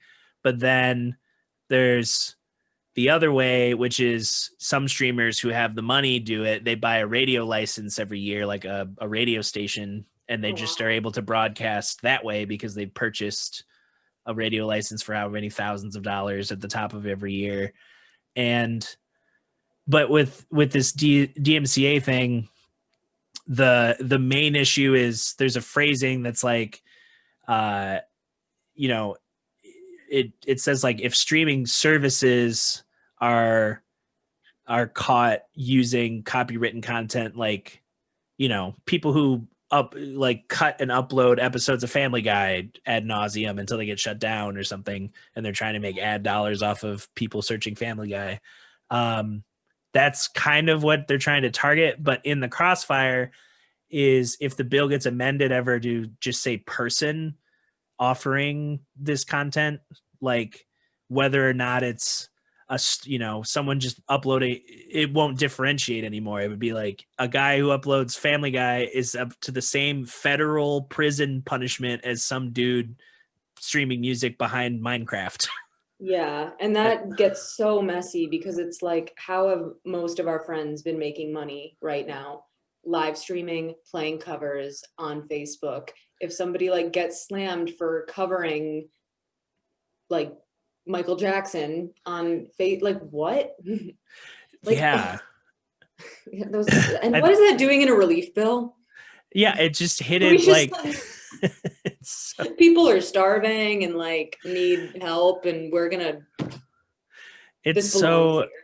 it's so crazy. Like someone shared like a clip of one section of it where like is like 150 million went to Venezuela. Like, why are we trying to get their oil later on? Their society is crumbling because of people who just bought up all the resources, banked on it all, and then it all went bust. And they're like, well, we're still rich and the country's starving. Like, Dude, it's it's like crazy. something that I really feel happened for Americans this year is, I mean, because I have quite a few friends in us. I'm gonna tangent, but I'm gonna loop it back around. Okay, it's gonna come back. Gonna So I've back. spent a lot of time in Australia, and I have a really amazing group of people there who I love so much. I try to see them as much as possible. They're like family. And in Australia, they're fine. They've been hanging out and drinking coffee together and going to festivals and chilling this whole year. They're fine. Nothing. They have no collective trauma. They have no like they can't like travel across state borders or leave the country, but for all intents and purposes, they're chilling, you know? And like Americans have really gone through this thing this year where I feel like the illusion of safety has just been shattered. Like the illusion of what do you call it, like stability, like that we are safe, like we can't ever possibly this is how our society works, and we don't have to worry about like the ravages of war or a pandemic. Like plague was a joke. Like we need a new plague was a joke a year ago. And like just that illusion has been stripped from so many of us. Mm-hmm. Like things like all of our friends have had their industry taken away in a way that we never thought was possible. And so I don't know, we're all just kind of like, it's just been shattered. We're all Yep. just like so fully aware now of how deep things run. So when we see things like no one really knows what's going in this or going in that, and like people have just been failed so miserably by things that were supposed to protect us for times like these, that I feel like everybody's just like we're just, the illusion is gone now. So now what? Yeah, it's so like and especially like Eli Khan got me hip to a couple podcasts that were related to actually a satirical YouTube news thing that I watch. This guy Cody Johnston, who came over from cracked.com, made a web series, or he's still making it, called Some More News, and it's like a very casual, like, here's some more news. It's Here's like some more more things are news. happening, and he'll have a some different topics he's discussing, and like the recent holiday, he did a holiday special where there's this puppet kind of playing the the adamant, like, no, this is the holidays, we have to be happy, stop talking about it. And then he's like, we can't ignore like all these things that are happening while everyone's like, it's the holidays, and like like all these appointments being made to Biden's administration that are basically like the same types of people we had problems with in Trump's administration. You're like, just because they're a Samoan woman doesn't mean they're not going to ruin our lives at some point. And then the Yeah. puppet's like, but I just want to have fun. And he's like Yeah. using magic to try and like throw Cody into like different Christmas specials of the past, like in different animation styles. And it's Dude, just it, like, it brings up such a good point though, because I mean, like, it's the question I feel a lot of us have been asking this year, like how informed is too informed? How informed should we stay? How much should we be doom scrolling? Because I yep. mean, at the end of the day, this is something I have to remind myself all the time when I'm getting scared one way or the other. Like, all I have is this window to the rest of the world. I'm not there. I don't know these people. I don't know what's happening. I know what's around me, and I know what I'm reading, and I know how to check sources, and I know how to like ask questions, but I really only have this window. Yeah. And you should know what's going on. Yeah. Everyone should be paying attention, because like the people that we elect on local, state, federal, whatever levels, it matters. Our leaders matter so much, and we can't pretend that they don't. But at the end of the day, we don't have any control over so much of it. So like, when is it okay to just be like, no, it's the holidays? And when do we be like, actually, wait, like, we need to address this Hold as on. unity? Like, where is the balance between that? And there's no right answer, but No. no one's ever going to do any good for the world if you're paralyzed by stress. Yeah. I've had to learn to like, yeah, definitely work in those things that are like, I'm the kind of person who likes like learning things, and I'm able to like, learn about, like, I listened to one of the podcasts that got me hip to was the Behind the Bastards podcast. And it's like, you know, the hosts and the guests and all that, they like, you know, there's things they read that they just start laughing because they're like, this is insane that this is part of history, and like this is a real person who affected things this horribly, and like things that aren't just like, a grand scale of like, oh yeah, during this war, like this person did that. It was like, like people starting little infighting that's now, compartmentalized on Facebook, and it was started in the 70s, and you're like, wait, why was this person's legacy? And History is amazing. mhm. Like, It's extraordinary. Yeah. So I like learning it, but I also I know how to, I'll put it over here until it becomes relevant to a thing or a discussion, and then I know how to like call it back to be like, no, this is what like, who cares about whatever dumb thing you just said?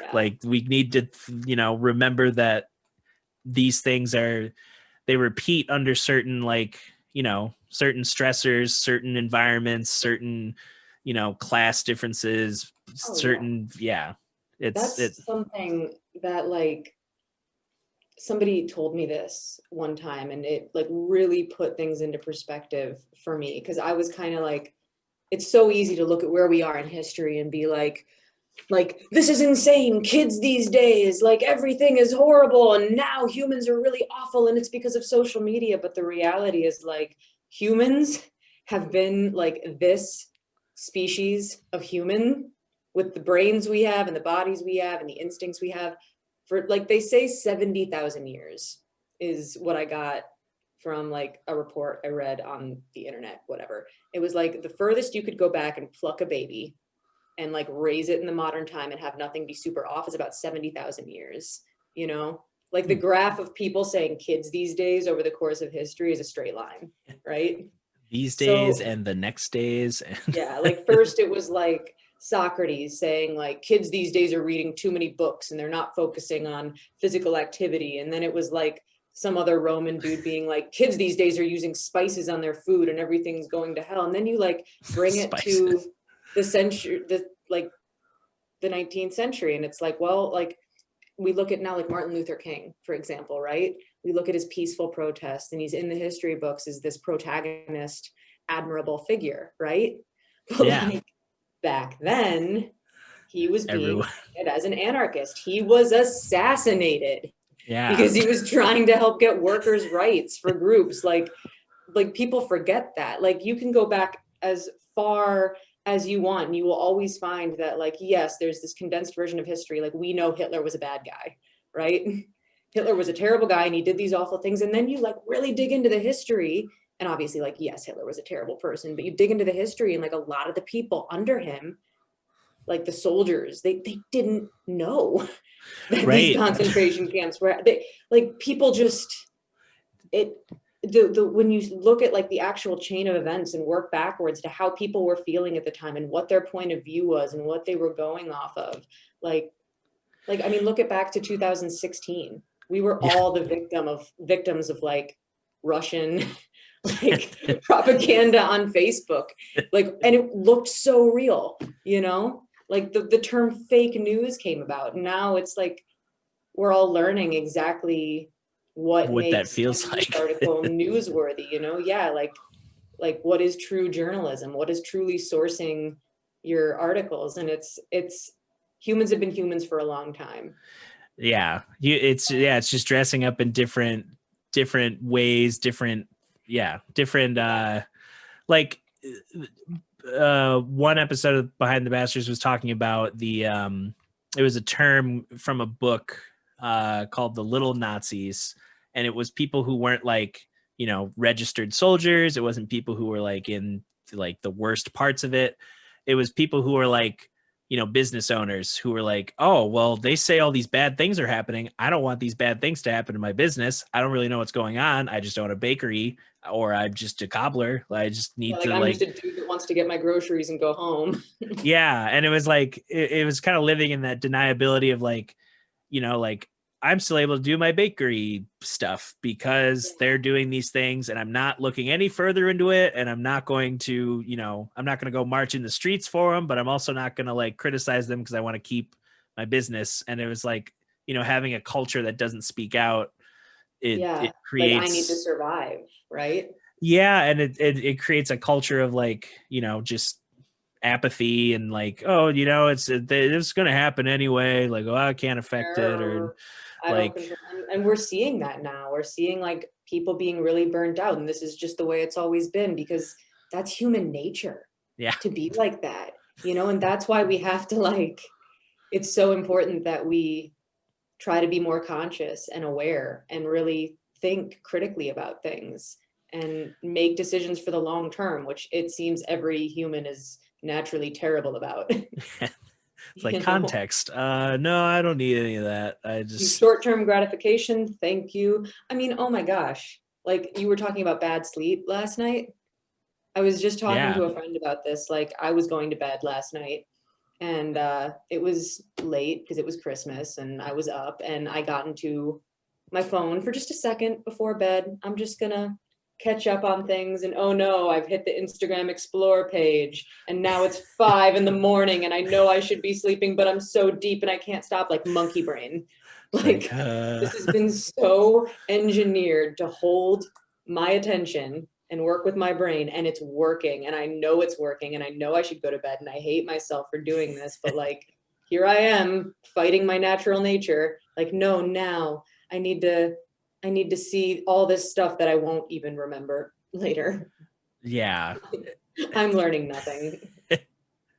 Yeah, well, and that's partially why I like, as much as I am trying to stay informed, a lot of my actionable things that I know I have control over are focused on the music scene here, because it's like, all right, I know in a day I could write an album review, I could do this thing, I could make a video, I could, Yeah. work on socials for Third Coast, like just posting something. We're working on the website right now, just trying to revamp what we can present. And I'm probably going to copy La Luna. And like, once we make this website and we have an idea of the catalog of the studio, I'm going to start posting these little mini Yeah. stories about like what albums have been made. And so And it's it's, also the betterment of what's around you, right? Like you're raising yeah, up what you can see and taste and touch. I mean, because the staying informed, like, what is it? They say humans aren't supposed to like be able to recognize more than 100 faces.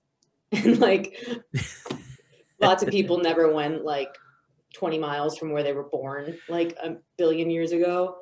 And now yeah. it's like, wow, I know what's happening everywhere all the time. Yeah, I know I could look Ah, up the news day to day of a country I've never thought about at all. I could just like, oh, I wonder what's happening in Luxembourg today. I could just look it up. yeah. Like, And I can join one of their discords and see what the 13-year-olds there think of it, you know? yeah, I could join a Facebook group about like a disagreement, whatever the disagreement. I can join one of the sides and be like, yeah, he's I can have an right. opinion on this. Yeah. Dude, again, I saw a tweet that I feel like summarizes this very well. And it was like, I take in more information every day than my ancestors took in a lifetime, and none of it benefits me. Yeah, it's so yeah, when you it's so like people lived so like there was so, and I think about this too even nowadays with like, even as we have access to more info and more complex stuff. I see, I have these certain goals as like career and artist and all that, and I see at each year it's like, oh well, they got married, oh they had their first kid, they're on their second kid, they moved over, they've owned more than one like I see the Keeping Up with the Joneses like suburbia markers, and I'm like, there's that part of the back of my head that's like, bro, where's your house? Why don't you have one? And it's like, then the other side's like, because this is what we're doing right now. Shut up. I can't afford a house right now. Dude, and And it's like a lot of work. Like if yeah, you're doing the family thing, if you're doing the relationship thing, if you're doing the house thing, that is what you're doing. yep.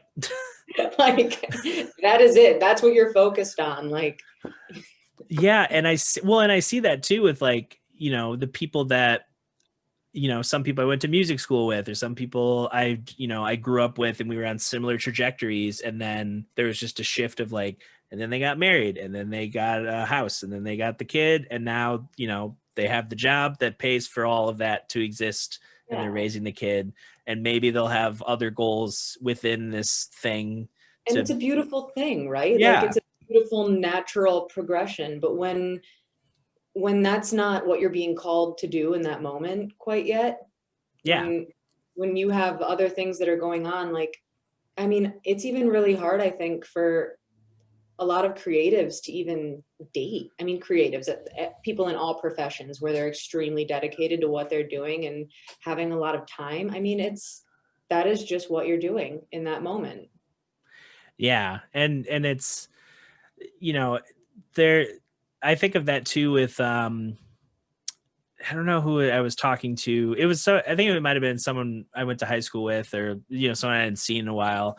And they're Yeah. asking all those, like, those similar markers of like, oh, you like still living in the Crescent neighborhood? Yeah. It's third year. Or like, it's like, oh, Yeah. you like, you seen anybody? You dating? And it's like, well, no, because this and like a Because I pandemic. And live at my desk and this is yeah, what I do it's, and that's it. Because I mean, like, it where you put your focus is where you put your life, right? mhm. Like where attention goes, or what is it? Like where attention goes, energy flows, or Yeah. something. Like you have to choose what to build when. And sometimes it's just like if you're trying to build something where you're in a band and you're helping build up the studio and you're putting a lot of effort into your community and building that up, like there's always going to be time Yep. for that other stuff, and everybody's time is different, and people just have really different priorities. And I think it's like smart to just be like, you know what, no, like it's so wonderful that you have these multiple homes and these vacations and you have this job that you're progressing in, and this beautiful family that's so rewarding for you, but like that's just, I'm doing something different right now. I'm being called to do something different, because you don't want to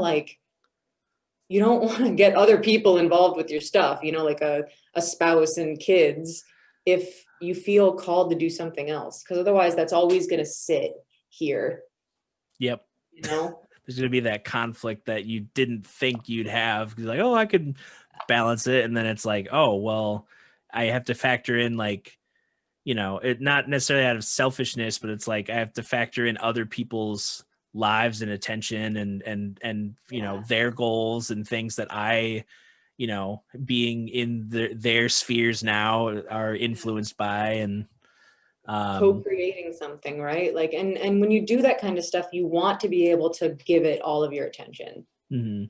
Like, I think it's so important to like, I think it's really responsible and smart to recognize when you're not able to give your full attention to something that deserves your full attention.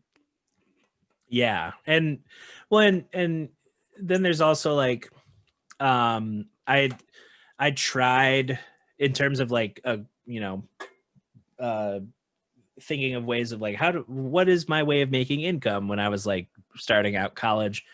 um I tried for like, I think it was like 2 months. I didn't make it to the 90-day like trial, which I'm like, why is it 3 months of a job to be like, okay, now we think he'll work here? It's like, okay, I get it, because I didn't last that long. But Yeah.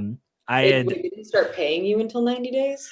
well, they were paying me. It was just like, it was at that next step. It was like, okay, this is when certain benefits or certain things unlock, or I don't know, Oh, yeah, yeah, yeah. some structure that I didn't understand at the time. And I was working at Magic Steel, which is, my friend's dad is like the operations manager there. He might have since gotten a promotion, but um, there's a job that they make there that really is, it can be done by any employee during their shift, but they can also create it to save, um like, I was basically like repairing skids that the steel coils would be carried on and Yeah. loaded onto trucks and stuff. So I'd get like, someone would unload a bunch of coils and they'd forklift over like 20 skids, and I'd have to like sort through them by the color system and like, very menial, like, okay, I got to use the nail gun, or I got to cut some wood. And, Yeah. For um, sure. and it was during a time where I was also still taking 15 credits at Grand Valley. And then I was also Sure. doing the musical uh, Oh, after all of that, because it added to my stipend I got from the music building.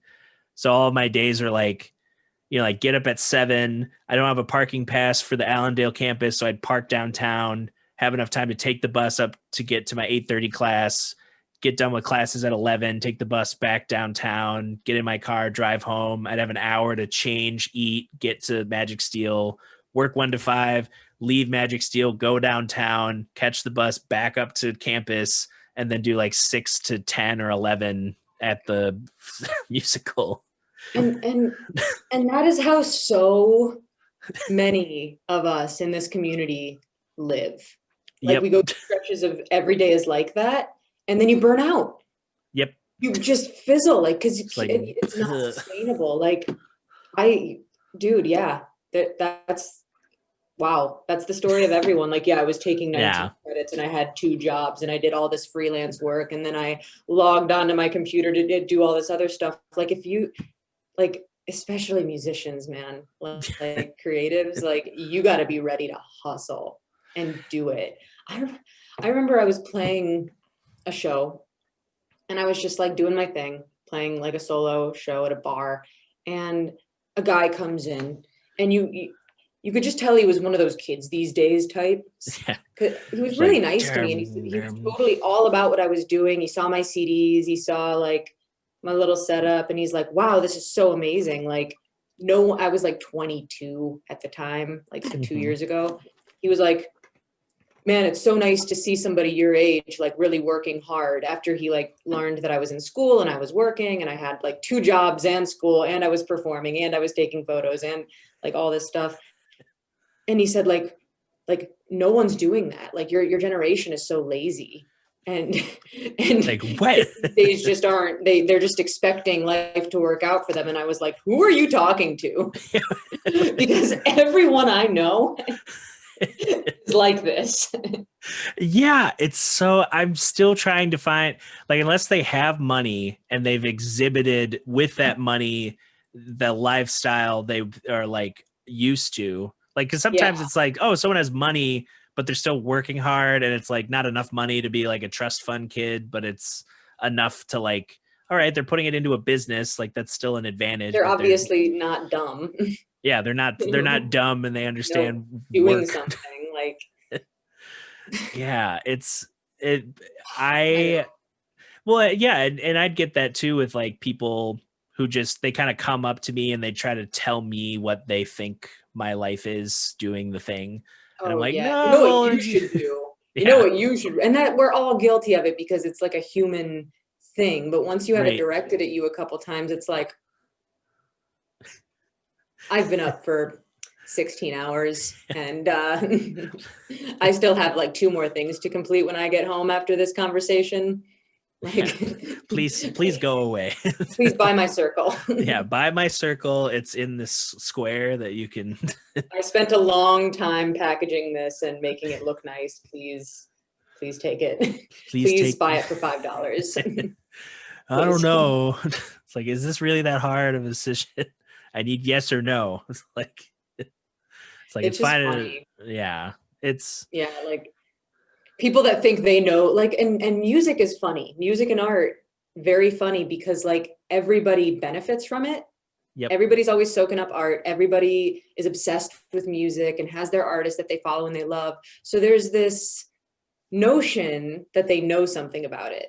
There's this notion in a lot of people where they feel like they know the industry. And they know what you need to do is you need to, like, and it's like, bro, let me tell you, so it's interesting because like the people that are supporting you and they are coming to your shows and they are buying your art, it's almost like, because you're getting supported by these people and it's wonderful, no complaints, they feel like they have a say in it. Right.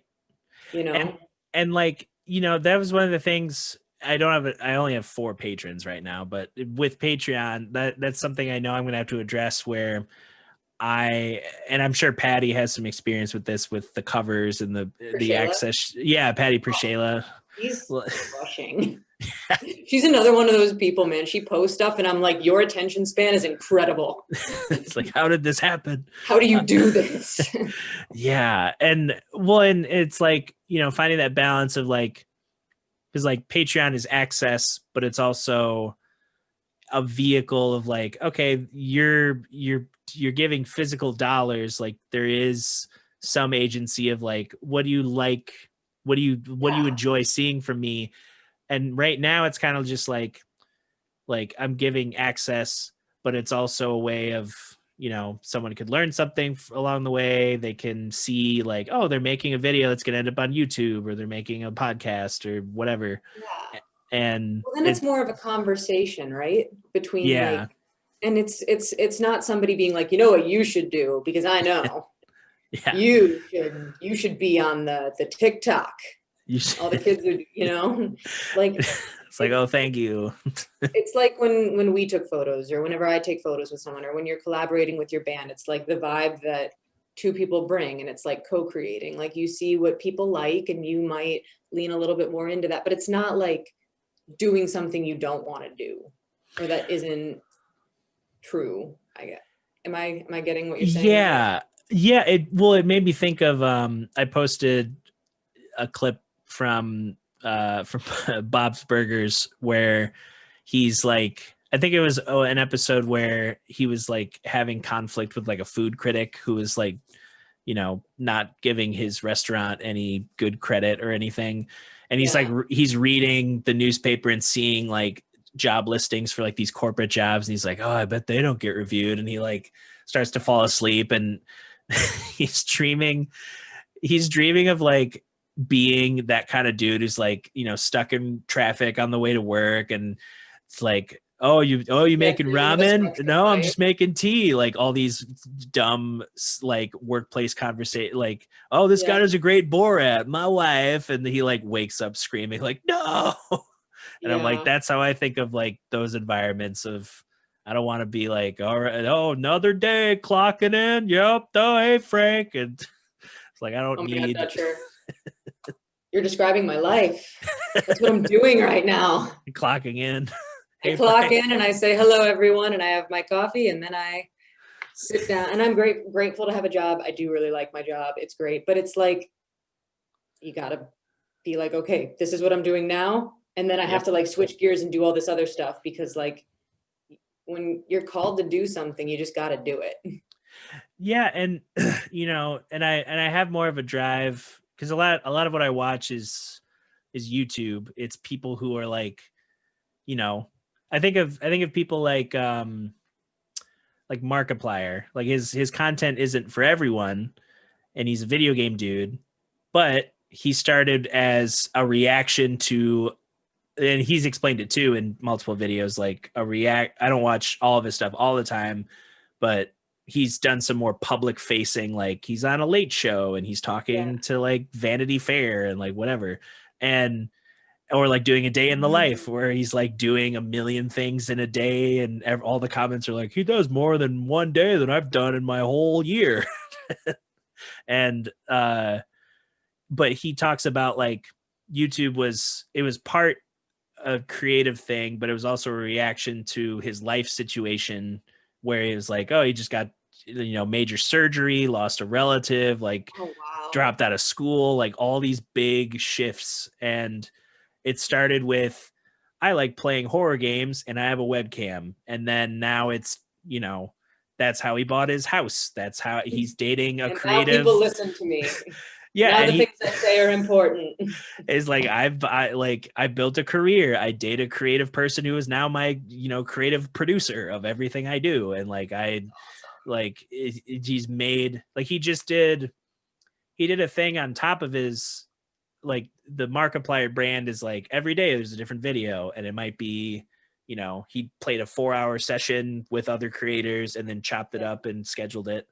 But just smart content that like, who he is. Yeah. And it's consistent. It's probably really consistent. Yeah. There's a consistent quality and presentation, and it's, come from trial and error and trying different things. But then this past year, starting last fall, him and another creator made a channel called Unis Honest, which was just 1 year, I guess, in Latin or something. And nice. And the goal of it was, again, a video every day from two people who were used to making content that's produced every day, or making and releasing and that whole grind. So it was extra work on top of it. And there was no set plan for any of the content other than like different ideas, trying stuff. Sometimes it ended up being like 2 or 3 videos, but they made this thing. And then at the end of 365 days of doing it, they did a live stream where they, like, oh, we're going to talk to all these people we met along the journey of these random, because some of them were like, we learned what a funeral home is like, because the Unis Honest theme of the channel was it was going to be deleted after a year. Okay. And you're talking about like each video got between like 3 and 5 million views, which is X amount of ad dollars on top of the merch drops. Like they're making plenty of bank.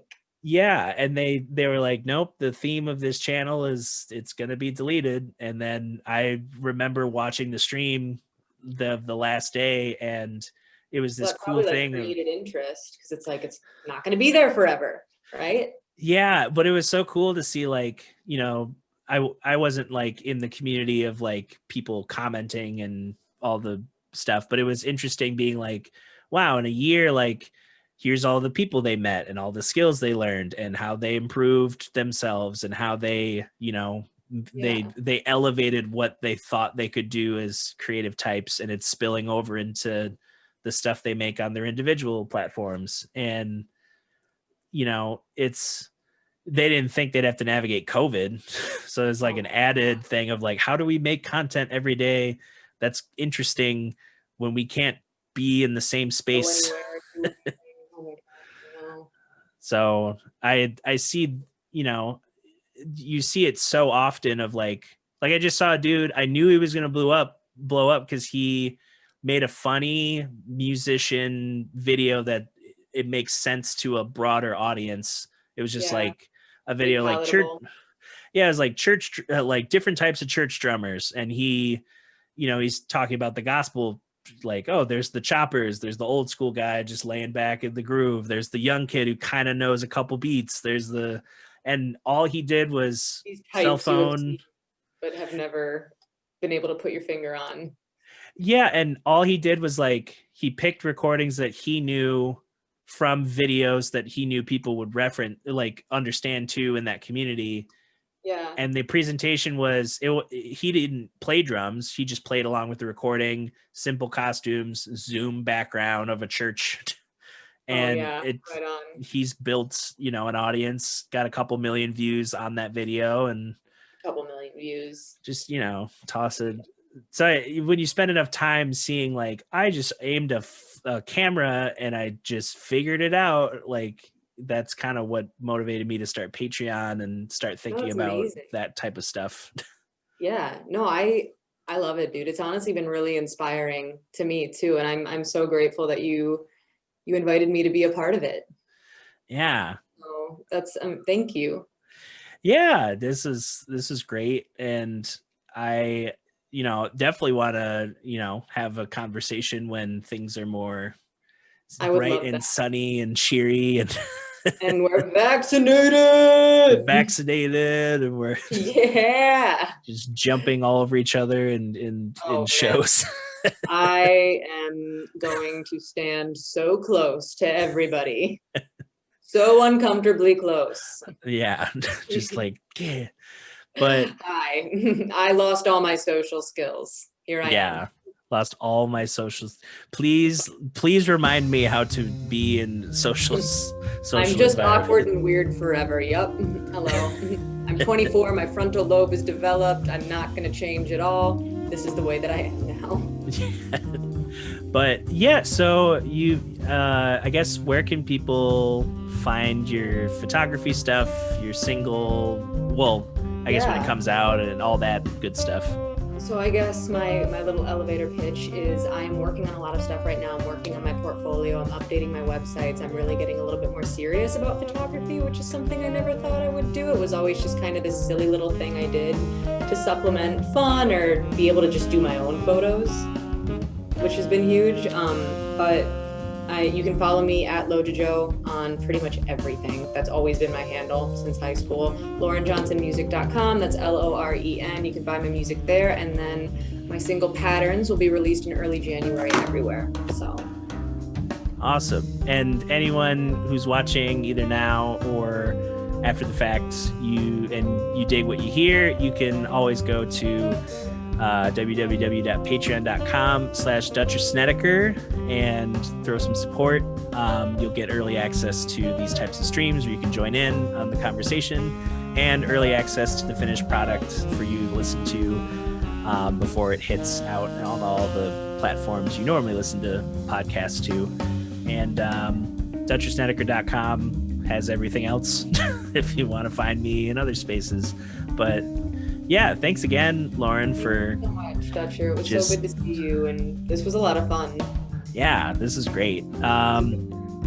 Yeah, but we'll see all you folks next time on